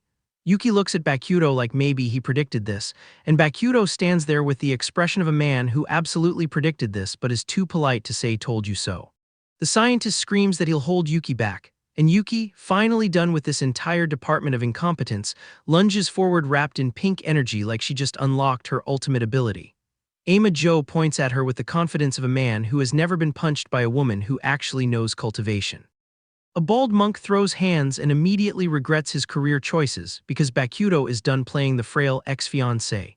The cloud shadow step activates, names a bit on the nose, but when you're moving this fast you get to name your own techniques. The clash sends debris everywhere and Yuki actually gasps out loud, this is Yaeshigemori's true strength, which is adorable because we are still watching this man hold back. This is his tutorial mode, his let me check if the controller works energy. A shadowy figure with glowing red eyes lunges from behind like every jump scare in every cultivation manhwa ever, and the bald monk sweats through his robe because he knows. The blue energy blast that follows is not a technique, it's a personality trait at this point. Ama Joe stares at Bakuto with the slow-dawning horror of a man who just realized he threatened the wrong person's dog. Yaeshigemori, don't tell me you're a cultivator. The pause before cultivator is him mentally deleting his entire will. Bakuto erupts from the ground with blue flames around his foot and delivers the line he's been rehearsing since Chapter 1. I've been looking forward to meeting you for so long. The subtext is I have a spreadsheet of grievances and you are every column header. Hashimoto Akimasa's crimes scroll behind him like the world's most damning credit. Role, murder planning, kidnapping, dog harm. The dog harm is what puts him over the edge, let's be honest. Bakuto stares at the thing Ama Joe has become and asks the question we are all thinking, first stage cultivation. Let's rewind to the pension plan that ate its contributors. Ama Joe grabs two monks and treats them like a spirit kai smoothie, and the mad scientist captioning this panel is having the time of his life. The absorption is not clean, it is not dignified, and it absolutely violates several labor laws. Bakuto watches with the expression of a man who just saw someone try to pay rent with a stolen credit card. Then the purple eye opens, not a metaphor. A literal glowing purple eye the size of a dinner plate materializes in the void, and Ama Joe laughs like he just unlocked the secret ending of his own delusion. He screams about protecting trash, which is rich coming from a man who just liquefied his employees. Yuki screams run, which is the most sensible dialogue in this entire arc, and Bakuto dodges an energy blast that absolutely would have deleted his save point file. The two of them are thrown through the air like ragdolls in a washing machine, and Yuki gasps at the pressure like she just checked her credit score after a convention weekend. The spectral dragon manifests, not a small one, a colossal purple nightmare that absolutely should not fit in this temple's zoning permit. Ama Joe vomits black fluid, which is what happens when you drink two cultivators and chase it with hubris. Bakuto looks underpowered at this thing, and his response is not fear. It is the cloud shadow step and a battle cry that translates roughly to "I have seen worse in a twice comeback stage and I am not leaving." Oria dropped dead. The energy blasts are not techniques anymore, they are punctuation. Purple on purple on purple until the panel looks like someone spilled a whole grape soda on the colorist's desk. Then Bakuto lands the shadow art exposé mid-fight, because nothing says dominant like pausing to explain exactly why your opponent's entire power system is a parasitic pyramid scheme. "You're completely worthless," he says, and the panel agrees. Spirit insects that parasitize humans and drain their spiritual energy. The shadow art is not a martial technique. It is a multi-level marketing scheme with teeth, and Bakuto just filed the class action lawsuit with his fist. Ama Joe hits the stone floor face first, and the impact has its own dedicated sound effect in the Korean edition, 2 syllables that together mean "that's it, you're done." He starts name-dropping the great-grandfather, the hidden shadow sect, every lineage credential he can remember, and Bakuto's only response is to ask if cultivation sects exist in this world too, which is the most devastatingly bored reaction to a death threat I have ever witnessed. Ama Joe screams that Bakuto is nothing more than a trivial existence, and the irony of this statement would require a separate video essay to fully unpack. Yuki stands there and tells Bakuto she has nothing to do with the Ama family anymore, which is the most dramatic way to say "I blocked them on all platforms." Bakuto just listens, red eyes glowing like he's calculating whether this counts as emotional progress or another death flag. She vows to reach the 3rd stage no matter what it takes, and the purple-eyed menace lurking in the shadows behind her suggests the sacrifices she's willing to make are not metaphorical. Bakuto's expression says he's seen this exact determination before, and it ended with a knife in his back. Bakuto pulls out the dispersing spirit pill, glowing blue like a tiny galaxy in his palm, and tells her this will fix her body's rampant energy problem.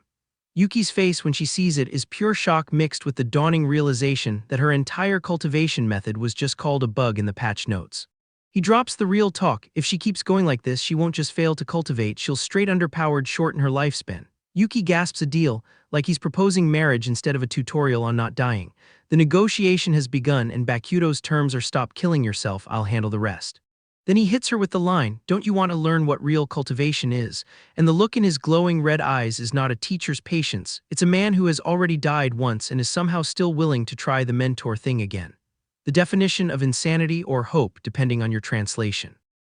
Cut to Yuki walking through an arched doorway with a suitcase, which is the most committed "I'll sleep over" for tutoring energy in cultivation history. Bakuto peeks around the doorframe like a horror movie antagonist, except he's the one who should be afraid. She's blushing, he's confused, the domestic comedy writes itself. "I brought my belongings just like I promised," she says, and Bakuto responds with "your face is red," which is the emotional intelligence of a man who spent his last life killing demons and apparently skipped every social quest. She pushes past him, embarrassed, already regretting this arrangement. Bakuto shows her the silverheart grass glowing gently in its planter and explains that training near it will be good for her body.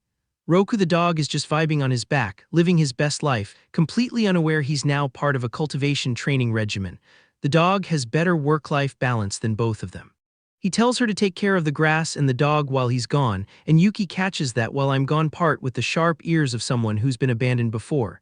She teases him about making a gentle face, which is the first time anyone's described his resting murder expression as gentle. Progress.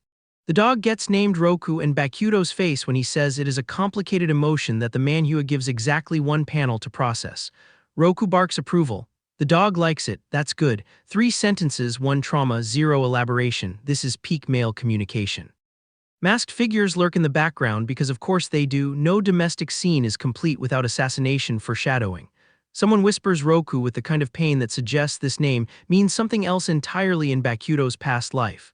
Cut to Yuki in a towel, blushing, and the tonal whiplash is intentional. They're in his room now, which is somehow more domestic than the previous domestic scenes, and Yuki asks what he's going to do about the Ama family. Bakuto's response is pure calculated menace. Ama Joe will never disappear from among them. He says it with the smile of a man who has already picked out the replacement. Behind the Ama family estate, chains and talismans hang like the world's most aggressive Halloween decoration. Ama Tetsu stands with his associates, looking like a man who just found out his heir was murdered, and his first thought was, what will this do to quarterly projections? The clan head's composure is corporate first, grieving never. A distressed scientist in a lab coat sweats bullets while the gate begins to open, and the sound effect alone is doing more storytelling than most side characters. Two elders panic as the gate opens, and then a massive clawed paw slams down with enough force to create its own shockwave. The family pet has arrived, and it is not a golden retriever. Ama Takuzo sits atop his shadow lion like the world's most disturbing grandfather, prayer beads in hand, radiating the kind of power that makes Stage 2 cultivators reconsider their career choices. He laughs, and the laugh is not a happy sound. It is the sound of a man who has buried 3 generations of enemies and kept their rings as souvenirs. The great-grandfather descends on his lion, white mane flowing, and calls for Joe to come here. Ama Satoshi answers instead, because Joe is currently being composted by Bakuto's fist. The scientist breaks down crying about being useless, and Takuzo's response is to ask if they can't even handle him, the him being Bakuto, who has no idea he's now the benchmark for Ama family competence. Takuzo stares down at his failed descendants with the expression of a man who just realized he'll have to do everything himself, and the next act of this story just got its final boss appointment. Bakuto's teaching a girl to meditate. The Ama great-grandfather is mounting a war beast. The patch notes for this arc are going to be brutal. Yaeshigemori looks at Yuki with the red-eye intensity of a man who has buried 3 disciples and decided to bury the trauma too, asking if she wants to learn what real cultivation actually is. He parks them on rocks in a public park because nature has the best spiritual energy spawn rates, while 3 elderly NPCs on a bench side-quest their way into judging his life choices from a distance.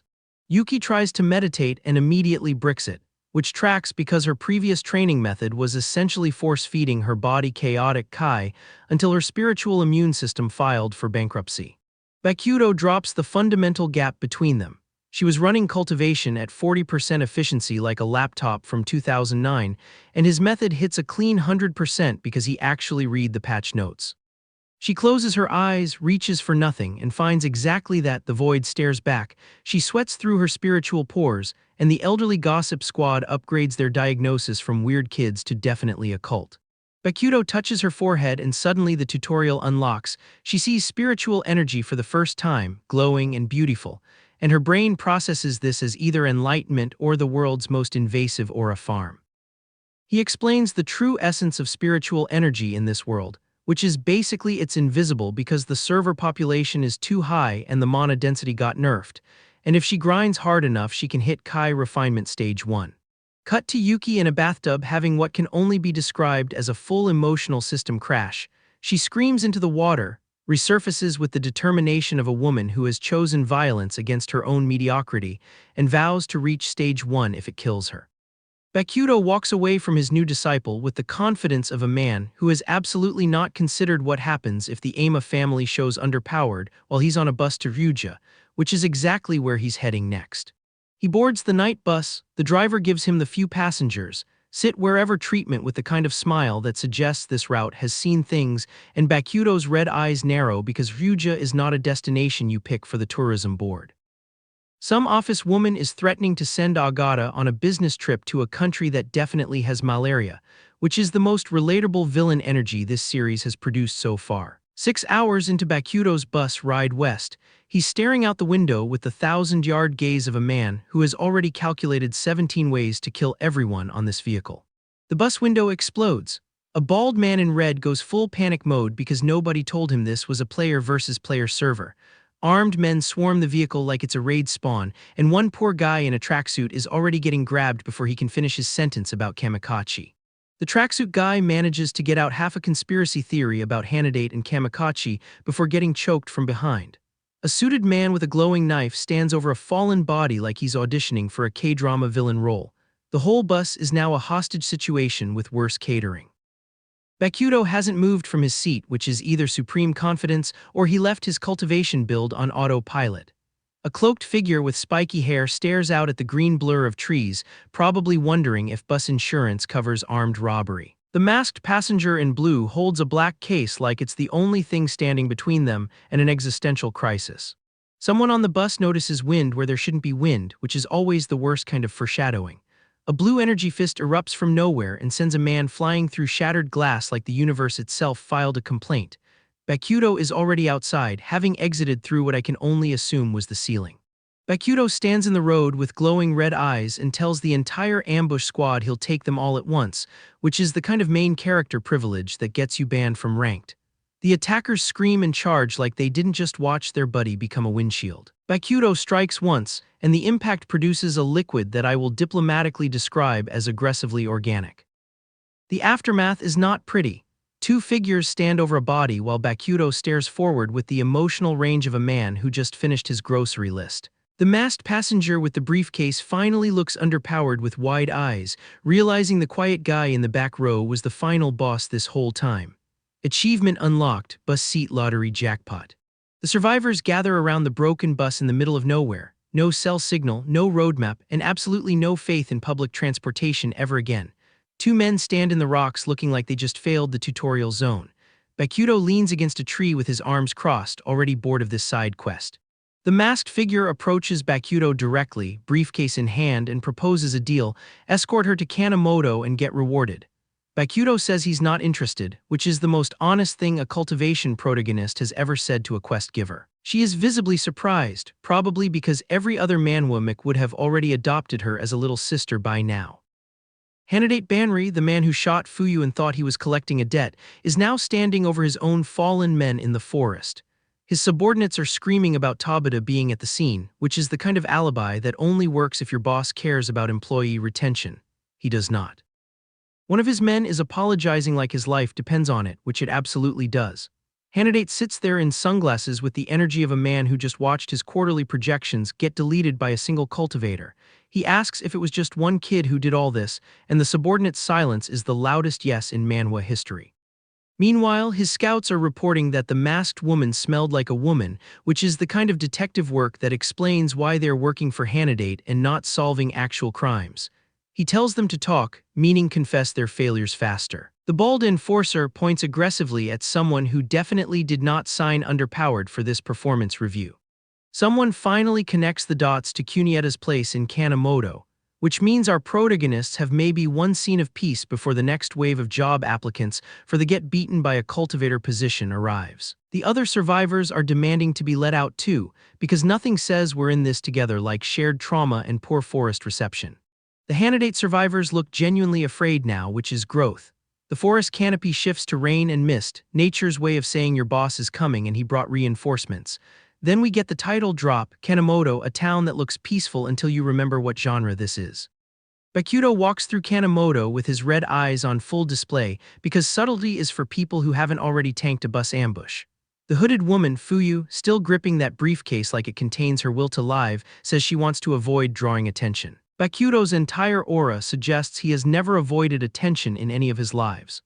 They find Kunieta Suguru, the elderly guide of Kanemoto, who is currently kneeling and petting a dog with the serenity of a man who does not yet know his days is about to get complicated. He looks underpowered with a neutral HM that will age poorly. Fuyu greets him, and the three of them walk together under a sky so clear it feels like false advertising. Kunieta recognizes Fuyu and immediately tells them to stay inside the shop, which is the hospitality equivalent of the tornado sirens are going off. Bokuto, wearing a cap and scarf like he's cosplaying a normal person, mentions years of illness as his cover story. The older man's face shifts from welcoming to something more guarded. Enter Yame, the blonde loan shark boss with a scar and the smugness of a man who thinks compound interest is a personality trait. He arrives with his entourage because debt collection is apparently a team sport now. Kunieta looks at him with the exhaustion of someone who's done this before. Yame says if they can't pay today, they have no more chances, which is creditor poetry for I'm about to make this worse. The courtyard fills with Yame's men in a circle, which is either a negotiation tactic or they're about to break into a musical number.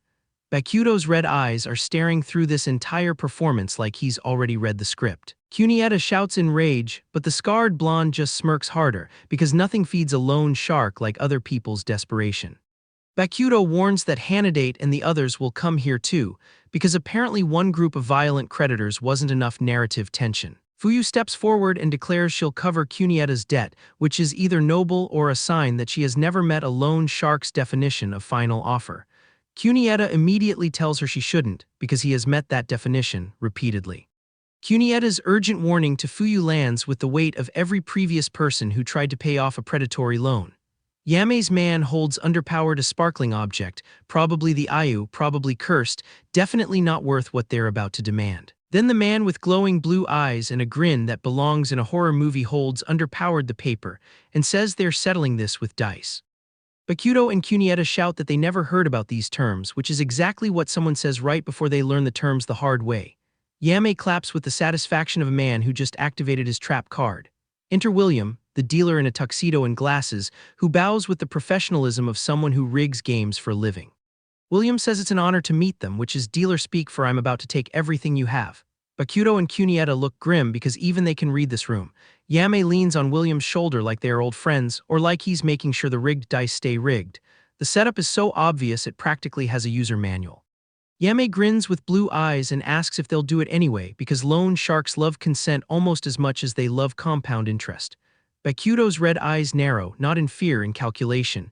He's already running the odds, and the odds say William's sleeve button is about to become very famous. Bokuto looks determined under that cap, the expression of a man who has already decided how this ends.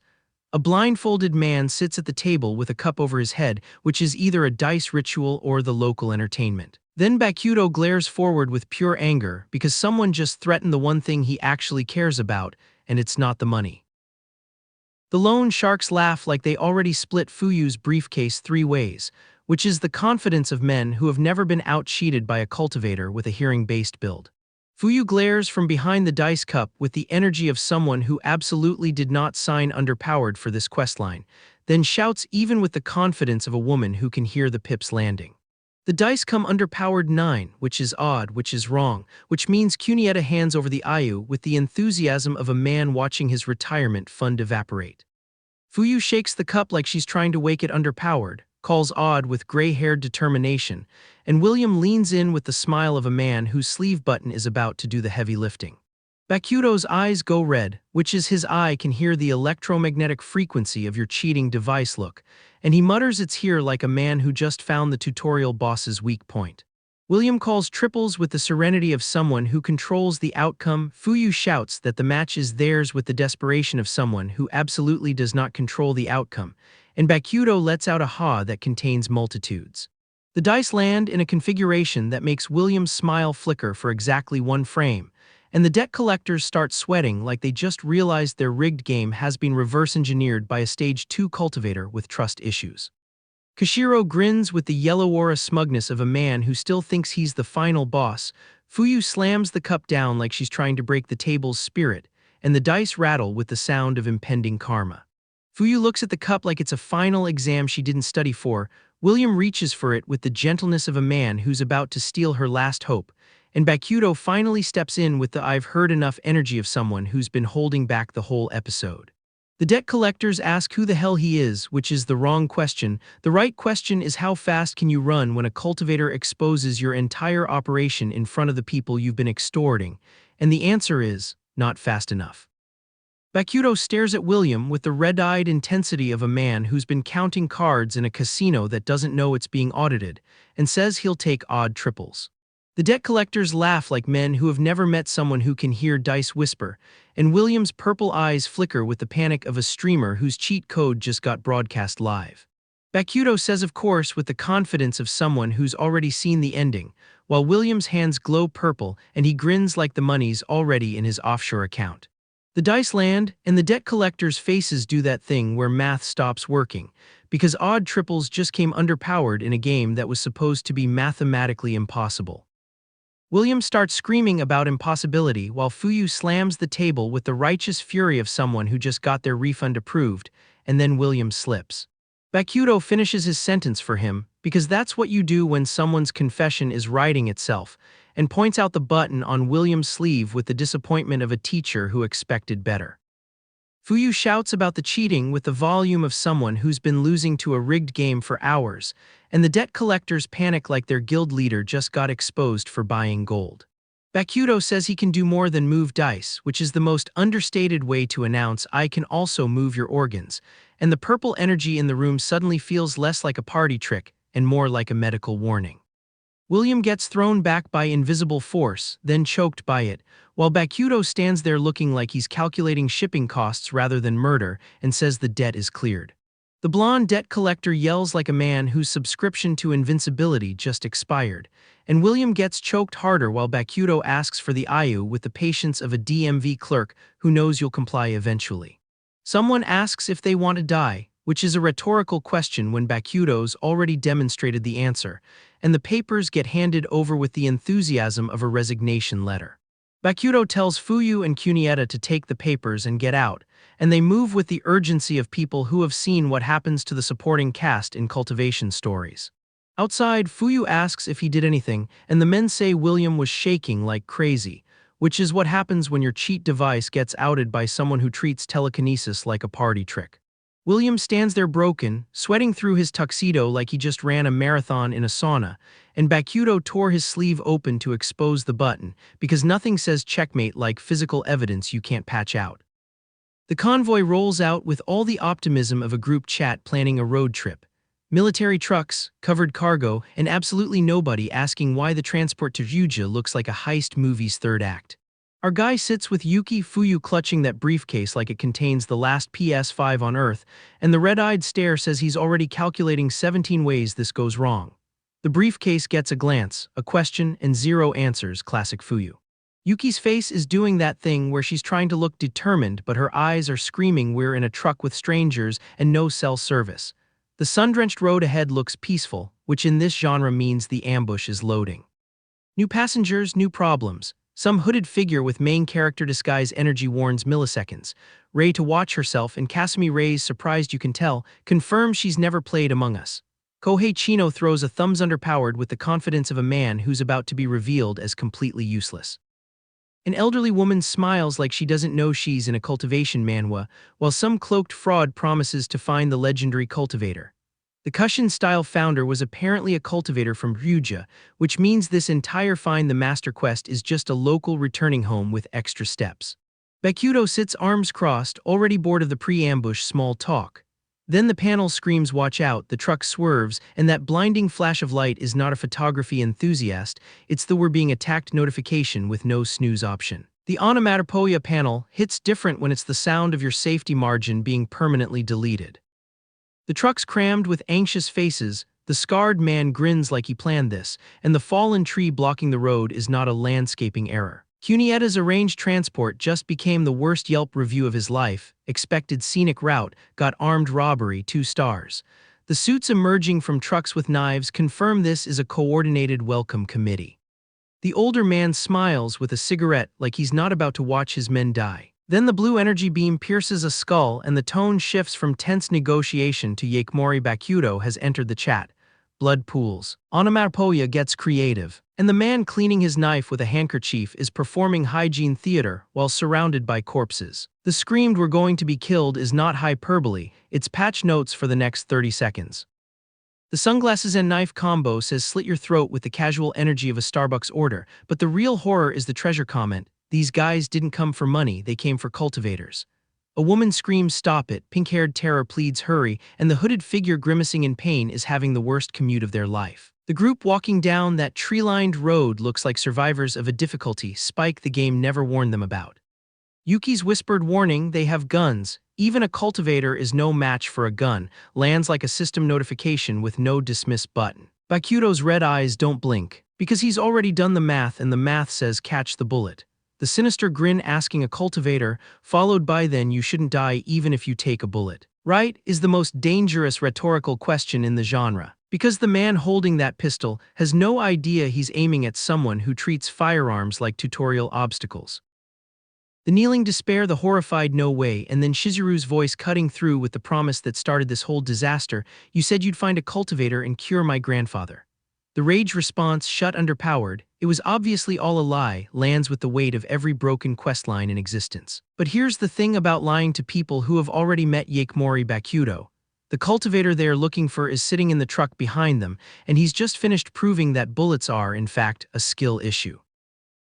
The wounded man coughs out his gang's code like a dying side quest non-player character handing you the final clue, and his buddy sobs apologies to Minamino and Yaeshigemori like they're already reading the eulogy. Our guy just grabs the girl in the green cap, pulls her close, and drops the line that single-handedly raises this series' emotional damage stat. He won't let anyone die, not on his respawn. The scarred man in glasses finally shows underpowered with his backup dancers, smirking like he just read the villain's script early. He names it an immortal technique like he's posting a tier list, then points his gun at the camera with the confidence of someone who's never met a Stage 2 cultivator. Bokuto just stands there in sunglasses and blue hair, aura humming like a server farm, waiting for the tutorial boss to finish monologuing. The gun barrel glows white-hot, Kai-infused rounds chambering like this man brought a cheat engine to a player-versus-player match. He fires. Bokuto doesn't dodge, he catches. The scarred man's face collapses from smug to existential crisis in 2 frames, screaming like his subscription to villainy just got cancelled mid-season. The gun didn't just fail, it got outclassed by a handshake. Bokuto pulls out that ornate blade with the purple runes, the one that screams "I bought this from a secret shop you can't access yet," and tells the panicking gunman not to rush. He'll find out soon enough. The man on the ground clutching his side is learning what every antagonist in this series eventually learns. Bokuto's idea of a tutorial is everyone else's idea of a raid wipe. Bystanders are doing the mental math, whispering, is he really a cultivator, like they haven't watched him delete 30 men since breakfast. The older man in glasses recovers from his shock long enough to shout "finish him off," which is the most predictable line in the villain handbook and also the last thing you say before your men become background scenery. The mob charges. Bokuto's already moved on to the next encounter in his head. The knives come out, the fist crackles blue, and then it's just sportscaster mode. Bokuto's red eyes ignite, purple aura detonating like someone maxed his graphics settings without asking. He fires the gun back at them, Kai-enhanced muzzle flash painting the forest in his colors, bodies flying in every direction like he just pressed the ultimate ability button. This is not a fight. This is a demonstration of why the patch notes nerfed everyone else. The survivors are doing the anime stagger, the sweatband guy looking like his save point file just corrupted, the bandaged man realizing he's in the wrong difficulty setting. Then the masked figure with glowing red eyes appears behind the sweating man, and that "huh" is the single most relatable dialogue in this chapter. We've all had that moment where we turn around and the final boss was standing there the whole time. Birds scatter, someone runs through the campsite gasping like their cardio build finally failed them, and then the foot comes down on the crate. The sound design team in the Korean edition definitely earned their paycheck here, 2 syllables that translate to "you shouldn't have looked inside." The cloaked man falls, clutching his leg, and the audience at home is already screaming it's the rocket launcher, isn't it? The blue wooden crate sits there innocent as a loot box, and the young man in the dark cloak looks underpowered with the exact face of someone who just rolled a legendary drop he didn't ask for. The rocket launcher is right there, tan and terrible, the kind of weapon that says "I couldn't beat the cultivator, so I brought hardware from a different genre entirely." Chino's voice cracks on the exclamation like even he's surprised the writers went there. The cloaked man walks away from the tent like he's leaving a group project he never signed underpowered for, but the sharp-faced man in the shadows is already glaring with the intensity of someone who's about to press the fire button. The kneeling apology, the bowed head, the standing man with hands in pockets, it's the power dynamic of every boss fight entrance, and the guy on the ground clutching his chest is learning that cultivator doesn't mean immune to emotional damage.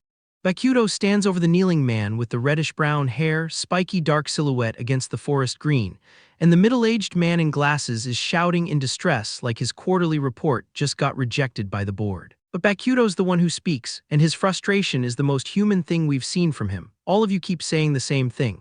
He extends his hand, blue aura swirling, glowing red eyes dimming to something almost tired. The strongest man on a continent, and he's still exhausted by how small the villains think. The man in the suit lies prone, the standing figure walks away with the group, and the pink-haired woman watches with the concern of someone who's seen this before. But Bokuto's hand on his shoulder, that stern expression, says what the narration doesn't need to. The rocket launcher is coming, the key is still unknown, the father's warning unheeded, and the strongest man in the world is still running toward the one thing he can't fight. Cut to black, hold the silence. Let the audience feel the weight of a title that finally makes sense.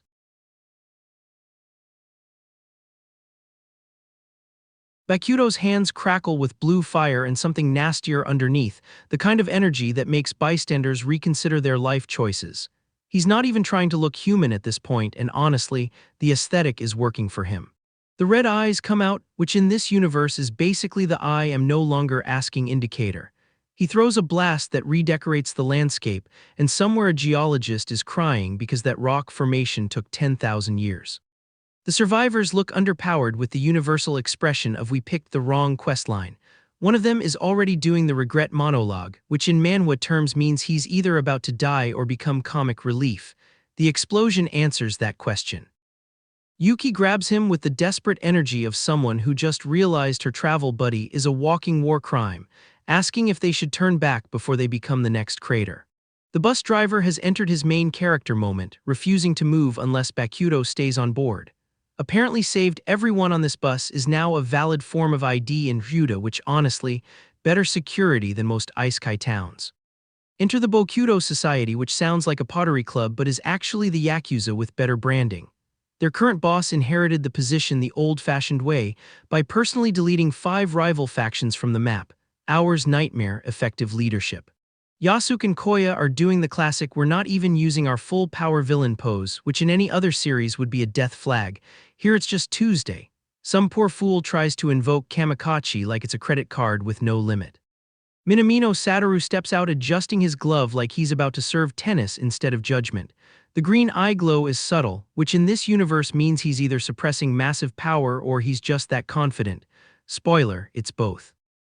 The Kamikaze name drop hits different when the guy saying it is visibly sweating through his suit. Minamino's expression doesn't change, which is somehow more terrifying than any glare. He's got the eye and the administrator energy, and everyone knows it. Bokuto drops in with the red eyes and the smirk that says he's been waiting for this conversation. Kamikaze couldn't care less. The words land like a patch note, nerfing an entire faction, and the city itself seems to hold its breath. The scream echoes through Ryuda like a server-wide announcement. Someone's having a very bad days, and it's not the guy with the glowing eyes. Bokuto's crew finally catches underpowered, one of them already planning a snack run for Fuyu like this is a field trip. "Now let's go meet her." The kind of line that sounds innocent until you remember everyone in this party has a body count. They're walking from here, cars can't go inside, which in Ryuda probably means the streets themselves are afraid of what they're bringing in. The checkpoint guard spots Kunieta's car and nearly chokes on his cigarette, which is the universal sign that somebody important just arrived without warning. Rei Kasumi stumbles out looking like she's seen a ghost in 3 different time zones, and Fuyu hands over the vial like she's closing a tab at a bar she never wants to visit again. Bokuto holds the divine water and his eyes go from white to "I just downloaded the entire server."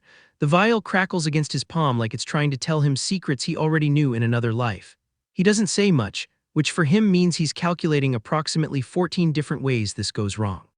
The bandaged man tries to negotiate passage like this is a toll booth and not a warlord's driveway. Fumiya grins with the energy of someone who absolutely failed kindergarten sharing lessons, and the pointing starts, always the pointing, as if identifying civilians as targets is a personality trait in this city. Kaya tries the human appeal, which works approximately never in Ryuda. The bandaged man pleads for the girl and Fumiya answers with an energy blast that says your feelings are noted and disregarded. The rage in that man's eyes is doing all the talking his mouth forgot how to do. The order comes down to tie them all underpowered, because apparently checkpoint is just Ryuda dialect for kidnapping opportunity.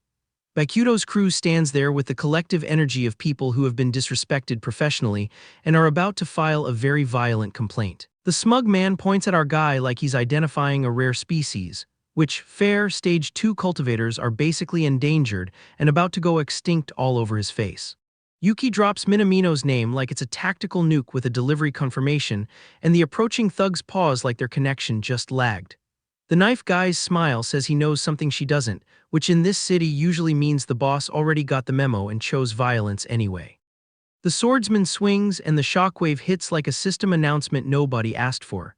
Bokuto watches the light bloom from some poor man's chest and his expression doesn't shift because he's already running the math on 5 moves ahead. Since when were we the ones bowing our heads? The kind of question that turns a negotiation into a funeral real fast. Silhouettes on the rooftop, suits on the street, Ryuda's entire social structure is just people standing in threatening formations until somebody blinks. Bokuto poses with his crew like they're about to drop the most aggressive album cover of the year, and the Bokutakai energy is thick enough to choke a lesser protagonist.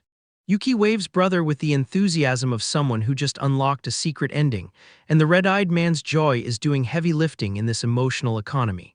But then Minamino steps out with green eyes and a spiritual aura so thin it's basically a threat written in fine print. The demon of Ryuta doesn't announce himself, he just makes the air stop working. The Kamikaze goons look angry because anger is all they have left when the power gap hits. Minamino's "I'm only here to pick underpowered my sister" lands like the most devastating casual dismissal in shonen history, the kind of line that makes an entire faction realize they're background characters in someone else's arc. The older man's what is doing so much work, verbally and existentially. The energy blast connects and the thug discovers that getting hit by a cultivator is not on his insurance plan. Two men stare each other down in the classic "we both know this" ends with one of us missing configuration, and then Yasuke spots Fuyu and his entire personality reboots into pure joy. The man has golden flame fists and a heart that runs on reunion energy. It's honestly bias-wrecking material. Blue light silhouettes a man who thought he was the main character until approximately 5 seconds ago. The dagger grip tightens because desperation has its own choreography, and the final threat lands with the theatrical spite of someone who knows he's already lost. Hate yourself, the Ryuta special, projecting your own L onto anyone still standing. Yuki demands to know who cares about rules, and the answer is apparently nobody with a functioning survival instinct. The smug man's rules are an excuse for the weak is the kind of philosophy that gets you killed by someone stronger who also doesn't care about rules. Poetic, really. The defiant shout rises like a fan chant at the exact wrong concert, and the battle finally stops pretending to be a conversation. Swords out, chaos in, the Ryuta welcome wagon is officially here. Bokuto draws with that specific clack that announces somebody's tutorial just ended, and the impacts start landing before the sound effects finish downloading. Speed lines, energy arcs, the whole visual vocabulary of "we are not the same." He's moving at a frame rate these guys can't even render. The blue blast connects, and the cloaked figure learns what it means to be on the wrong side of a Continental Champion's patience. The masked man's head explodes in light like a spoiler warning for anyone else thinking of stepping underpowered, and Bokuto's eyes glow with the specific red that says he's been holding back so long he forgot what full throttle feels like. Speed of the cloud shadow step, he names his own technique like he's reading patch notes he wrote himself 50 years ago. The green-eyed punch lands and the older man's shock is doing portrait-worthy work. This is the face of someone who just realized Demon of Ryuta was an understatement. The panicked eyes, the sweat, the invisible force pushing him toward conclusions he doesn't want to reach, that's the Minamino experience, and Bokuto's just the opening act. The sound of fast movement fades like a chapter ending, but the real story's barely started breathing. Wakui's getting ideas above his station and Kamikaze's already measuring him for a coffin with that smile. The man with the mustache is sweating like he knows the coup's already started without him. Takagaki's sitting in that car like a man who's already done the math on everyone else's life expectancy. Turns out he's a cultivator too, one of those danger sense types who finds firearms terrifying, which is cultivator for I can dodge them but it annoys me. Bokuto's red eyes are doing that thing where they see through everyone's lies simultaneously. Then he's on a bed going, "Phew, I'm exhausted," the strongest man on a continent, currently running on 4 hours of sleep and pure spite. The bar scenes giving found family in a dive bar energy, which is every cultivation protagonist's true habitat. Bokuto holds underpowered that vial like it's the answer to everything, and honestly, it probably is. The blue-haired guy recognizes the vial immediately, the item father left for Fuyu, and suddenly we're in a missing dad mystery with corporatera stakes. The woman in the cap got it as a guard reward, which means she's been running protection detail for family heirlooms this whole time. The cultivator, reaction hits different when it's from someone whose dad was one. Bokuto's about to get voluntold into a family therapy session with punches. The trenchcoat guy's smile says he's been waiting for this spar since chapter 1. Bokuto's doing the "my strength has increased" speech while everyone else is just trying to keep underpowered with the lore drops. The plea to confirm my own strength is code for I need to know if I'm strong enough to find my missing dad, and we all know it. The denial hits hard, you are not a cultivator, and Bokuto's distress is genuine for once. Then he flips to menacing mode so fast it's whiplash, you'll only end underpowered getting hurt. The red eyes don't lie even when the mouth does. The bald elder in the rain is giving final boss of a Studio Ghibli film energy, and suddenly we're in a flashback that hits like a truck. Father's secret, the words land like a fan chant at the wrong concert, and everyone's face says they weren't ready. Bokuto's silence says everything. The worried blue-eyed guy is doing the math on how many secrets one man can carry before he breaks. Then Bokuto speaks, "Very well then," and that's the sound of a man choosing to carry one more. Now let us begin. The smirk is back, but it's different now. Waited. The red-haired guy's crossing his arms like he's ready to test the legendary cultivator hype personally. Even Yaeshigemori has limits, but nobody's found them yet, and that's the whole point. The sparring starts and Bokuto's already running like he's got a patch note that says sprint speed increased by 400%. His partner throws a punch that could delete a save point file, and Bokuto's just no, we're not dodging, we're countering with main character privileges. The guy he's fighting gets grabbed by the collar with that "wait, this is player versus player, and I didn't read the patch notes" expression. Then the whole room goes white. Somebody brought a flashbang to a fistfight and Bokuto's already counting. That's when he says like he's speedrunning a boss rush and we're only on the tutorial. Faki's in the corner hyped like he just got tickets to a twice comeback, and the two of them rush forward like it's a choreo they've practiced. Blue hair versus blue energy, red eyes versus whatever poor soul drew the short straw today. Bokuto's casting something that makes his fist look like it violates several terms of service. The opponent's using string manipulation like he's auditioning for Spider-Man, into the cultivation verse, and Bokuto's kicking through stone walls like they're made of budget animation. Red hair breaks through, determined as hell, and Bokuto stands there glowing like he just unlocked a legendary skin. The gap is supposed to be wide. The gap is supposed to matter. Then golden energy happens. Then how about this? The kind of line you shout when you've been holding back your ultimate for the entire match. Bokuto's engulfed in light that looks less like Kai and more like someone cranked the saturation to lethal levels. Punch, kick, everything glowing, everything breaking. This is not a spar anymore. This is a man proving something to himself with an audience. Masked figure with red eyes in the smoke, that's either Bokuto's inner demon or his cosplay budget finally paid off. Crystalline structures shatter like someone's breaking the fourth wall with a hammer. Three figures caught in the blast radius, and the red-haired fighter's bracing like he knows this is the moment the anime overpowered starts playing. I stopped him, now. Bokuto's calling plays like he's got a headset in a raid party, and the purple energy that answers looks like it was rendered on a player character that costs more than my car. Ground cracks, aura flares, and he's lunging forward with that expression that says he's not just winning, he's collecting evidence for the montage. The final blast fills the frame like someone set the particle effects to emotional damage. A hit. The surprise in his own voice is the most honest thing Bokuto's said in 30 chapters. He glares afterward, red eyes still burning, and you can see it. The realization, the math he doesn't want to do. And then the timer drops. 2 minutes. You've got to be kidding me. The red-haired man's screaming what we're all thinking, because this whole spectacle, this golden ultra mega whatever display, lasted less time than a twice B-side. Bokuto stands on cracked crystal, the arena of his own making, and says thank you for holding back with the kind of sincerity that hurts to hear. His hands behind his back, red eyes forward, and that silence afterward, just ellipses, just breathing, because the truth landed harder than any punch. The gap in our power is far too wide. Not their power, he's including himself in the distance he still has to cross. The strongest man on a continent, reborn in a body called failure, just learned that 2 minutes of everything he has is barely enough to make a real cultivator sweat. The grind doesn't care about your past life. The grind says, patch notes incoming, and you're not in the buff section. A hand closes around crystalline light, blue energy spilling between the fingers like something too precious to hold. Bokuto turns toward the glare, and the man beside him doesn't flinch. He lunges, blade first, because that's what you do when a continent's strongest ghost offers you a memory.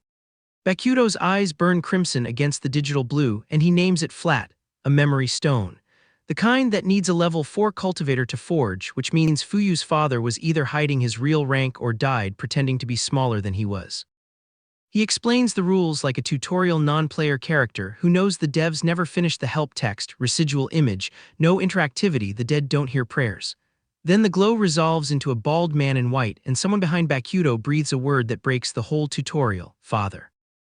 The spirit speaks of the spirit spring, the divine water they all chased across corpses and convoys, and Bokuto's jaw locks because of course it still exists, of course others are hunting it, of course the one man who knew everything chose now to be helpful. The red in his eyes isn't power anymore, it's the specific shade of a man who did not ask for this. The bald man stands under a sky too vast for memory, and he offers a key made of light, the literal coordinates to everything Bokuto came back from the dead to find. A key from a ghost who won't stop smiling, which is how you know this is about to hurt. Then the tone shifts because every good father in fiction has one final request, and this one is begging. Spare my children, he says, and the man saying it is already dead, already failed, already watching his own afterimage apologize for vanishing. The word father hangs in the dark like a debt nobody asked to inherit. Fuyu's hands are over her mouth because some silences you feel in your sternum before your brain catches underpowered. The spirit keeps smiling, keeps advising them to stop searching, to live peaceful lives, to be the children he couldn't raise, and somewhere in that advice is the confession that he broke something he couldn't fix. He says a name, Satoshi, and reaches out, and for one frame you think this might end with contact, with closure, with anything a son could keep. Then a gloved hand touches the light and the father dissolves into shards, still smiling, still reaching, still gone. They sit in a lounge that feels too normal, too fluorescent, too alive for what they just watched die twice. Bokuto thanks milliseconds. Yaeshigemori with the flat politeness of a man who has run out of ways to say I am sorry this happened to you, and his smug mask slips back on like armor he never asked to wear. Fuyu offers to guide them tomorrow, and her smile is the kind you practice in mirrors so people stop asking if you're okay. Bokuto says understood in one flat word, and somewhere behind him glass cracks under pressure it was never built to hold. Cut to a man screaming about being made a fool, and the whiplash is intentional. This is what the world looks like when you're not watching Ghosts.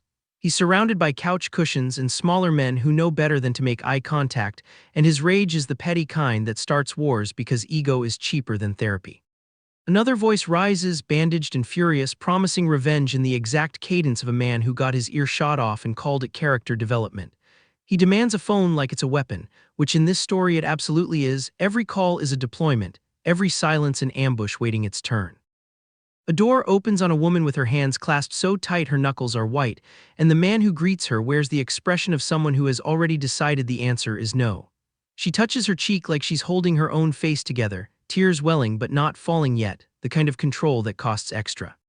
The shadowy figure asks with me, like it's a joke, and our guy's red eyes don't blink. He's doing the math on whether this is a trap, a transaction, or someone else's desperation he hasn't earned the right to ignore. Then she breaks, please save point my grandfather, and the room tilts from negotiation to confession. Cut to the grandfather coughing into his scarf, and Bokuto's internal monologue is already running the cost-benefit analysis. Money versus the spirit spring, the only resource that matters to a man rebuilding from stage 1 with stage 11 memories. He thinks normally I'd cooperate for the money, but hangs there like a door he already knows he's walking through. She smugs underpowered fast, of course, I won't ask you to do it for free, and pulls out a crescent-shaped heirloom that glows like it swallowed a piece of twilight. Bokuto's red eyes go wide and the panel catches him mid-question. Is this the purple heart vine? The kind of recognition that means this just became personal, not professional. The vine twists upward in a panel so luminous it hurts to look at, all purple and pink against a sky that doesn't exist in the real world. This is cultivation aesthetics. This is what happens when a plant grows next to a spirit spring for generations. Bokuto's already calculating. With this, I could speed underpowered my training, but his face falls, no healing talismans, no safety net, just the raw potential of something he's not equipped to use yet. Hard cut to an office that smells like old money and worse decisions. Come in, says a man with a mustache that has seen things, and behind him another figure holds a knife like it's a penetration he forgot to put down. The monocled man looks underpowered with an O. That carries 3 syllables of underestimation, and the reader who has seen this trope before knows. Someone is about to be very surprised about who the real predator is. Wakui with the bandaged ear serves coffee like this is still a normal Tuesday, but his question, Wakui, lands like a name being crossed off a list. Kamikache's mustache twitches. What are you planning? After the Bokuto Society, are you planning to bite your master? And the smug response doesn't even get a full panel before the room explodes into betrayal. Knives out, suits ruined, the classic Yakuza Tuesday look around. Do these guys look like they're on your side? And Kamikache's men look underpowered with the slow dawning horror of people who just realized their pension plan involved the wrong kind of loyalty. Cut to Takagaki being told sorry, but I'm counting on you, which in this genre translates to please die dramatically so the plot can advance. Takagaki's leave it to me. This is my job. After all, would hit different if we didn't already know the butler did it. And the shadowy figure raising a staff wreathed in purple-red energy confirms we're in the final act of someone's tragedy. Then that grim smile, of course. Sweat on the brow, eyes narrowed, the exact face a man makes when he knows the math and the math says he's already dead.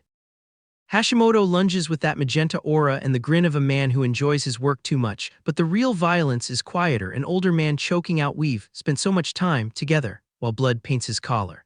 The sword comes down blue and bright, and someone screams who didn't expect to be the one screaming today. A head snaps back, Mouth agape in that particular shape of surprise that only happens when the body processes betrayal faster than the brain. And the gloved hand on the cane tightens with the resentment of decades. Spent time together, all you ever did was take credit for my hard work. The monocle flashes. The sword glows. And the man who poured coffee for 30 years becomes the man who writes the ending. The cane strikes flesh with the weight of every slight, every stolen promotion, every good work that belonged to someone else, and the man in the foreground watches because this is how you learn who runs the real game. Then the monocle, the smirk, the sword held loose like an afterthought. Don't be in such a hurry. Even I am no match for that man by Minamino's side. The kind of admission that isn't humility, it's threat assessment. Underpowered, a stone staircase that never ends, because apparently every secret in this genre lives at altitude. Kikui Fuyu is already gassed, hoodie-soaked, baseball cap doing absolutely nothing for her stamina.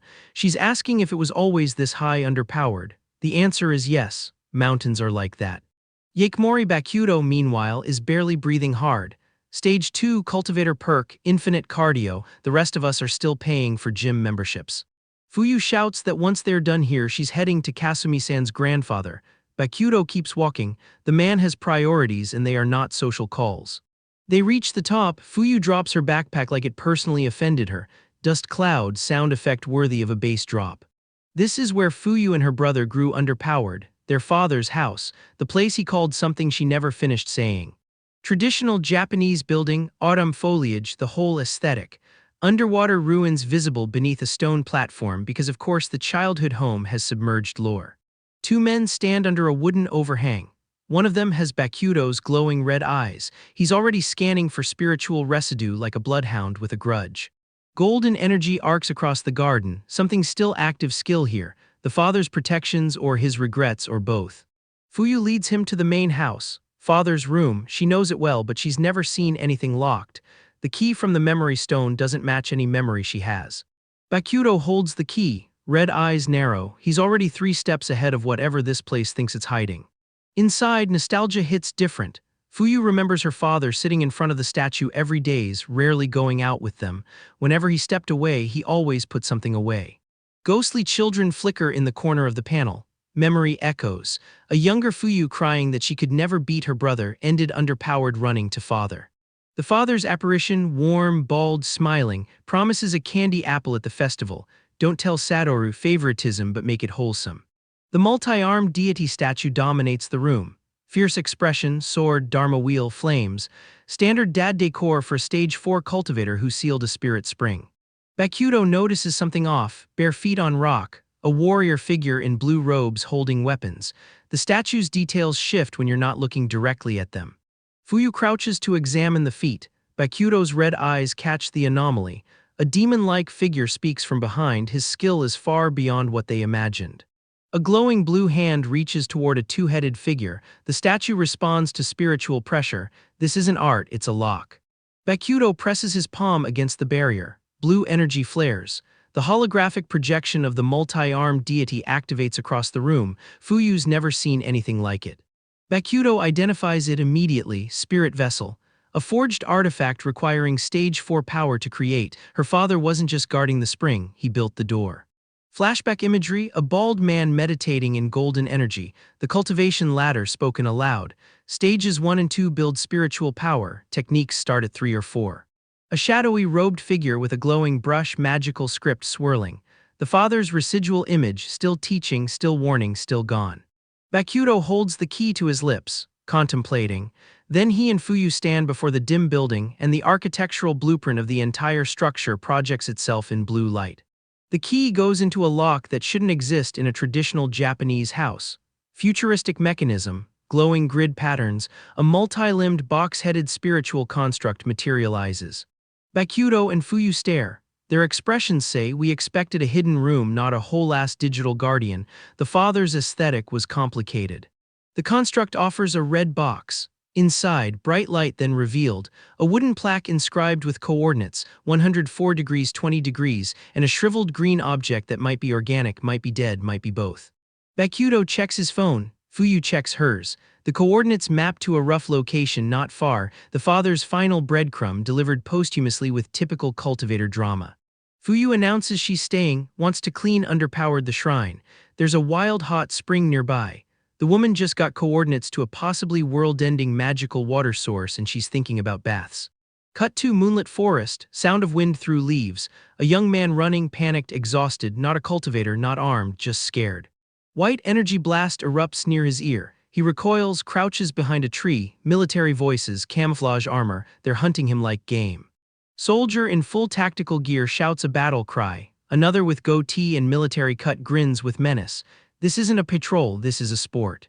The boy, barefoot blonde, maybe 12, cowers in the dark, covers his face, bites his fist to keep from sobbing aloud, calls for his sister between breaths. Bruised hand against darkness, then both hands trembling holding a glowing green cicada-shaped pendant, the Reichai village heirloom, the saint's token, the thing that marks him as Sika's brother. 3 days in the forest in Bokuto, still coming underpowered, empty on the spirit spring. No signal, no Kai resonance, just mosquitoes and bad vibes. He's starting to wonder if the whole thing's already dried underpowered. Which would be peak irony, travel all this way for a power-underpowered fountain that's basically a seasonal limited release. Then something drops into his campfire radius from above. Not a leaf, not a bird, a whole-ass child flaming. Bokuto's red eyes clock the situation before his brain catches underpowered. Mercenaries in tactical gear, radio chatter, the whole paramilitary aesthetic. They're hunting this kid like it's open season. The soldiers don't even hesitate. This isn't a place for children, one says, rifle already underpowered. Buddy, you're the ones making it hostile. Bokuto moves, blue aura flares, gun gets snatched mid-sentence. 3 days of frustration plus armed men threatening a child, the math solves itself. He takes a hit, actually takes one, staggers, checks his own fist like did that just happen? The goatee and skullcap mercenary can't believe it either. Is he even human? Bokuto borrows their gun, points it back. I'm in a bad mood. Understatement of the arc, this man has been camping for 3 days. What follows is less a fight and more a stress test. Swords, shadow projectiles, blue energy blasts, Bokuto's working through his backlog of irritation on every soldier in range. The kid watches from the tree line, putting it together. Is he the one Sis was talking about, the heavenly god, the village legend, the guy who just pistol-whipped a mercenary with his own sidearm? Bokuto sighs, what a hassle. Classic protagonist energy, saves a child from armed soldiers, complains about the inconvenience. The boy doesn't waste the opening, he's from Raihai village, his sister's the village saint and she's been taken. He drops to his knees, begging. The desperation hits different when it's not about power or pills, just a kid who ran through a war zone because his sister's all he has left.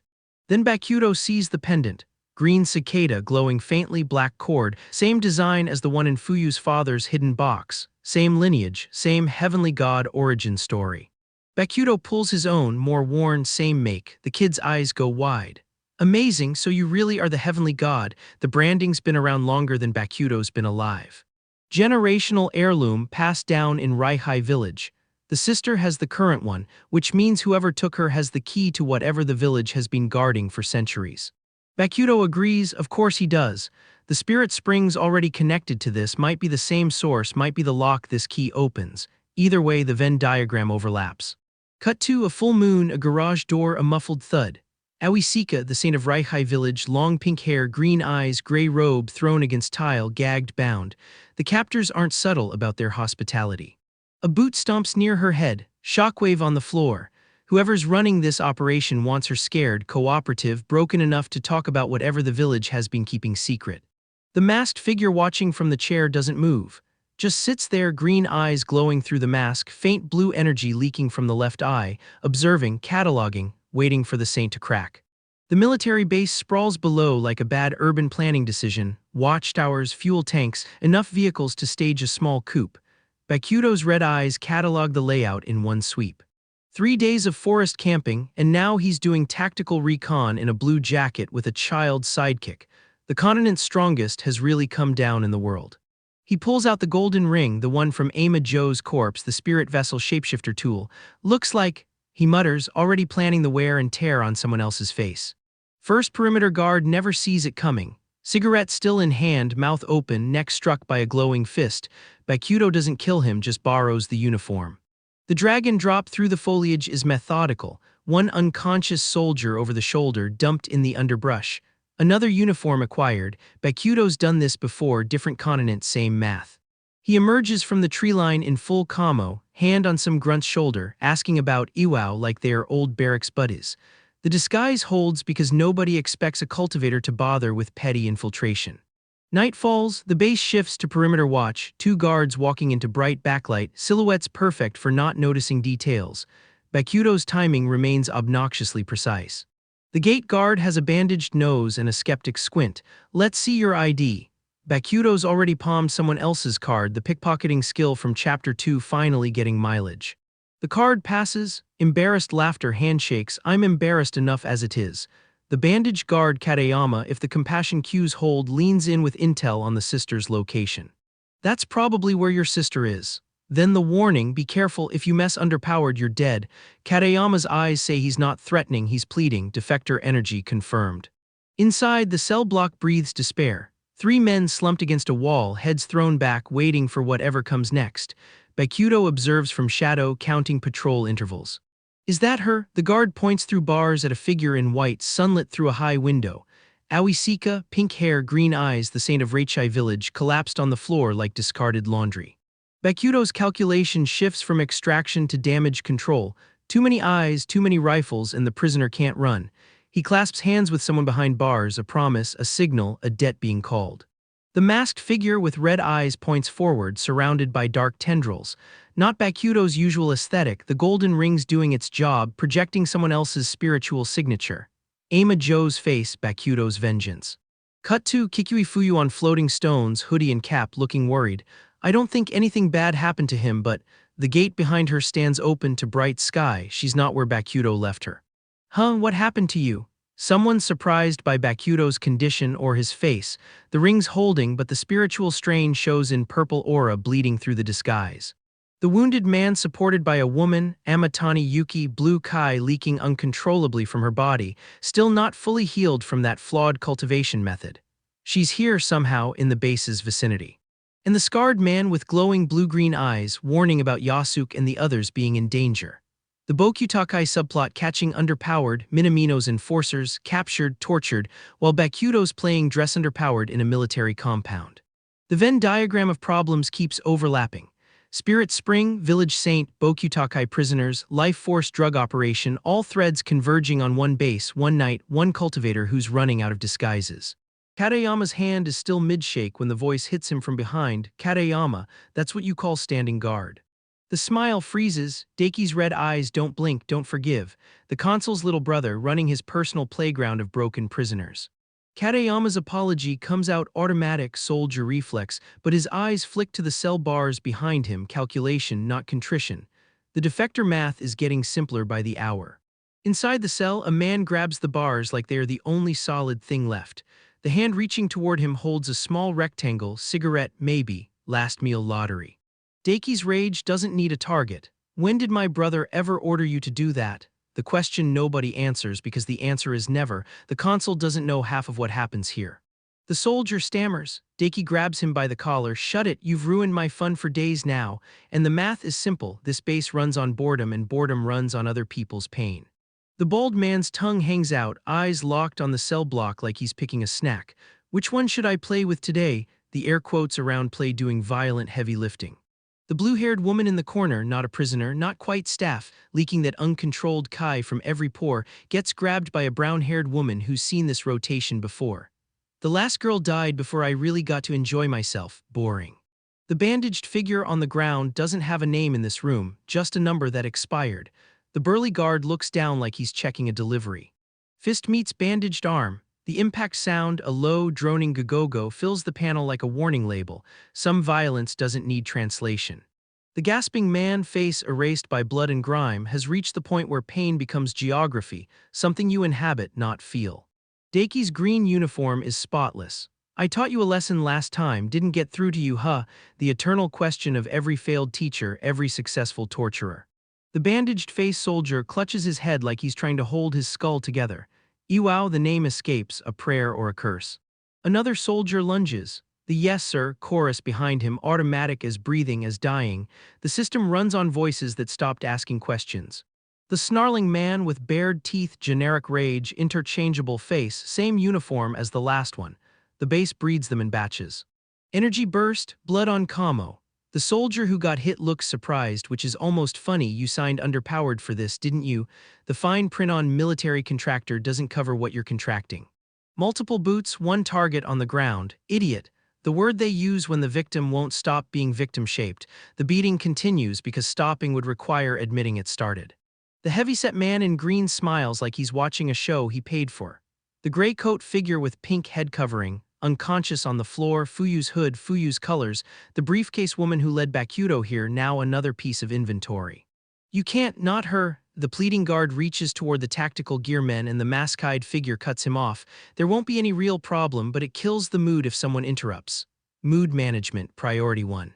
The bandaged-nosed man, Katayama, still playing both sides, still bleeding from both, groans and GH. Understood. The boot over him doesn't move. Understanding is the first step toward complicity. Two gloved hands slam the blue wall. The energy erupts from below, not from outside, not from above. From below, something's been waiting. Red eyes in shadow. The rage isn't Daki's this time, it's older, colder, carrying a continent's worth of betrayal behind it. Bokuto's patience has reached its term limit.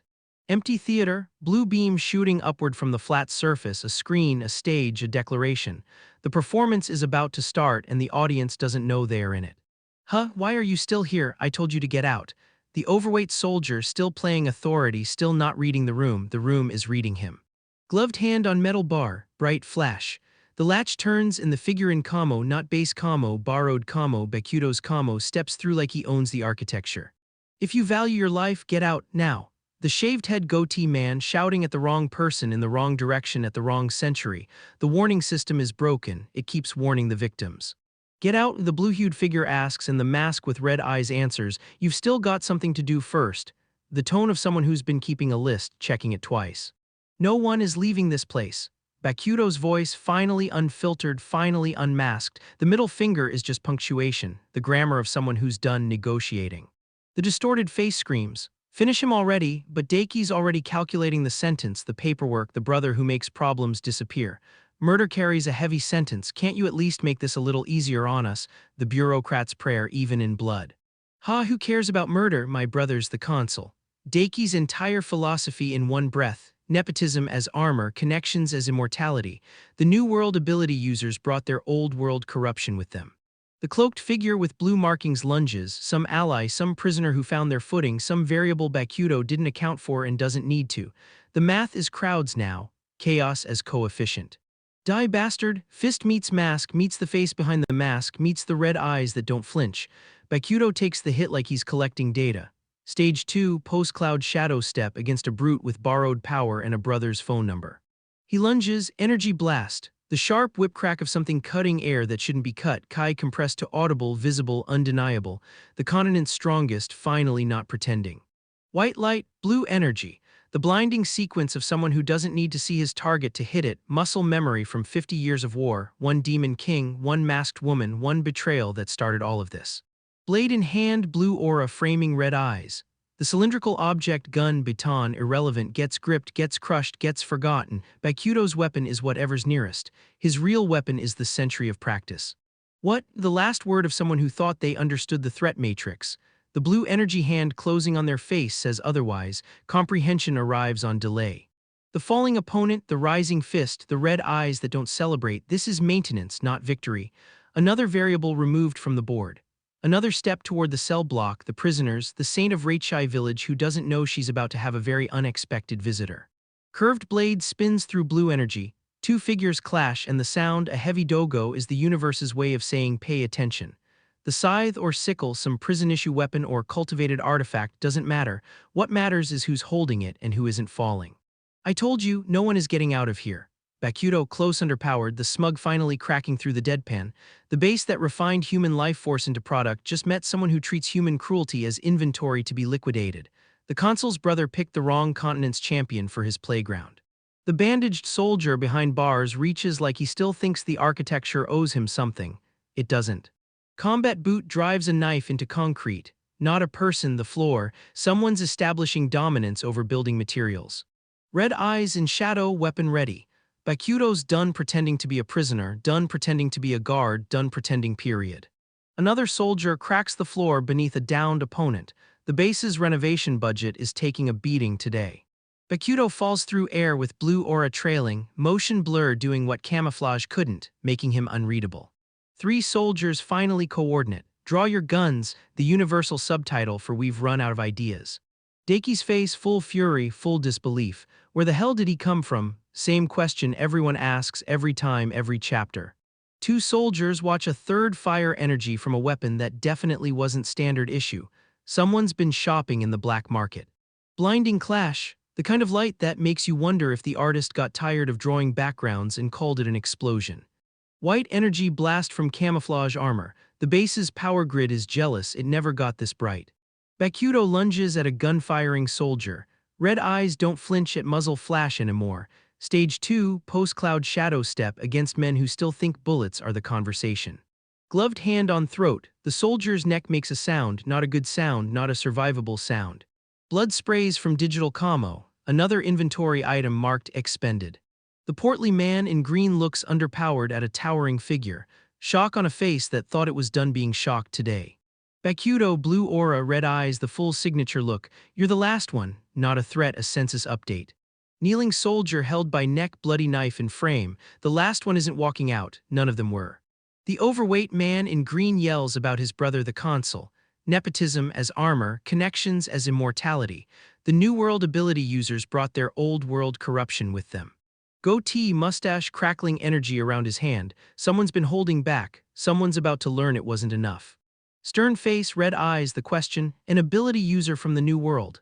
Bakuto recognizes the phrase like a bad cover song, same tune, worse production value. The large man offers a deal, become an ability user, join the refinement operation. The sales pitch of a man who thinks power is a recruitment funnel. Prison bars yelling the desperate logic of a hostage taker who became a hostage. With them, we can keep refining it. The it is people, the it was always people. Bakuto ponders, absorbing life force, finds it familiar. The continent's vocabulary bleeding into this world's pharmaceutical marketing. Hand reaching from purple aura, grasping upward, the visual language of cultivation without the brand safety.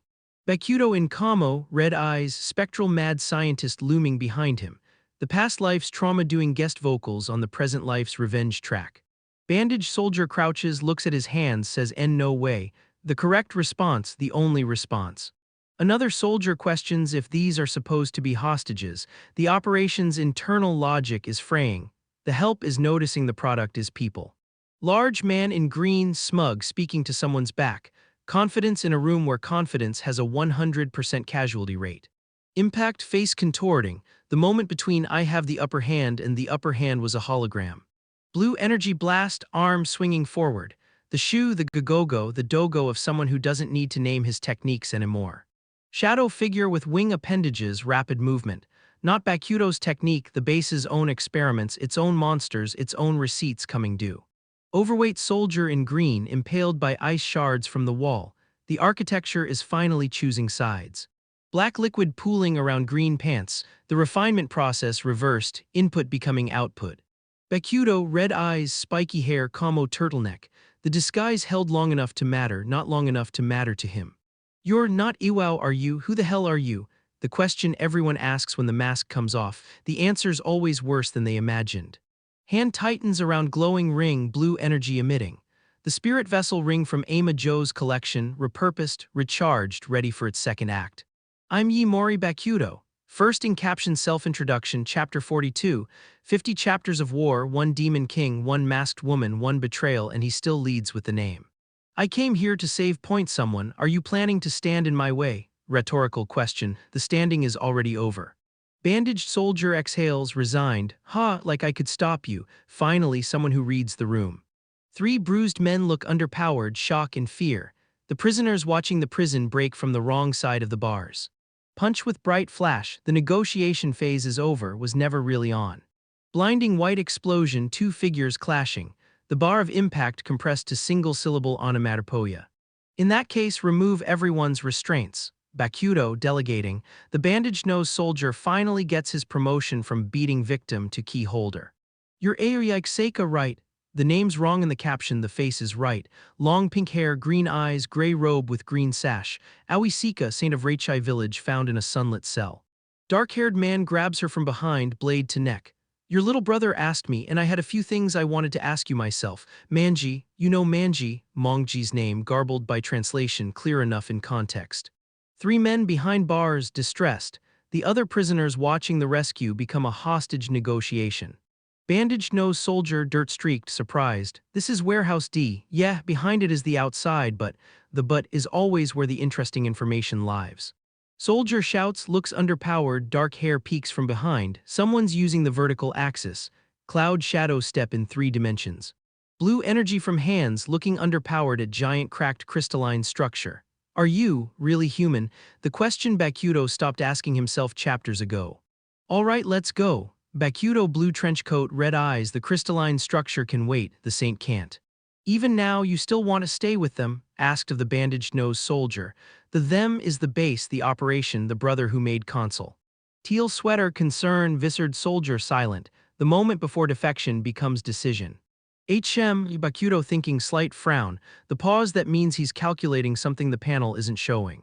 I've decided, I'm coming with you. The bandaged nose soldier, finally named by action if not by caption. Katayama, compassionate guard, defector, newest variable. City skyline engulfed in flames. Cut to Ryuja, the Bokutakai's territory burning while Bakuto's still in the base. Move, get out of here now, ahog. Civilians fleeing, building burning, the chaos that happens when the protagonist is 2 plot lines away. 2 men with torch, luxurious interior ablaze. The Kamikaze faction's redecorating budget is excessive. Talk, where is Minamino? Someone demanding information the bound men don't have or won't give or will die not giving. 2 men suspended by bound hands, third man looking down menacingly. Yasuke and Koya, the golden flame and the calm, captured hanging, still laughing. Red hair, black headband, looking down at blue-haired bound man. Come closer, I'll whisper it to you. Yasuke's mouth still running, still hot-headed, still Yasuke even in ropes. Brown suit, whip, smug grin. Takagaki's subordinate playing bad cop while Takagaki drinks wine and watches. Red-haired headband strikes from behind. The bound still fighting, still paired, still as expected. My brother and I make a perfect team, ha. Yasuke and Koya laughing at torture. Bandaged man in brown jacket yells, you bastard. Wakui, ear bandaged from Minamino's bullet, still nursing the grudge, still losing. Damn you, whip swing, rage without target. The torturer's frustration, they won't break, won't talk, won't stop laughing. Take Gaki Hisanaga, named in caption, rogue cultivator, wine glass, condescending. It's almost pitiful. The butler who killed his master, now overseeing the master's enemies. Wine glass close underpowered. The red liquid could be wine, could be something else. In this story, the ambiguity is intentional. Monocle, cruel smile, but if they think we can't make them talk, they're sorely mistaken. Takagaki's philosophy, everyone talks eventually, everyone's wrong eventually. Scarred, partially decayed face, glowing blue eyes, smoke rising. The senior disciple Takagaki's been waiting for. The scarred man from the Caneblade betrayal, the next arc's opening act already on stage.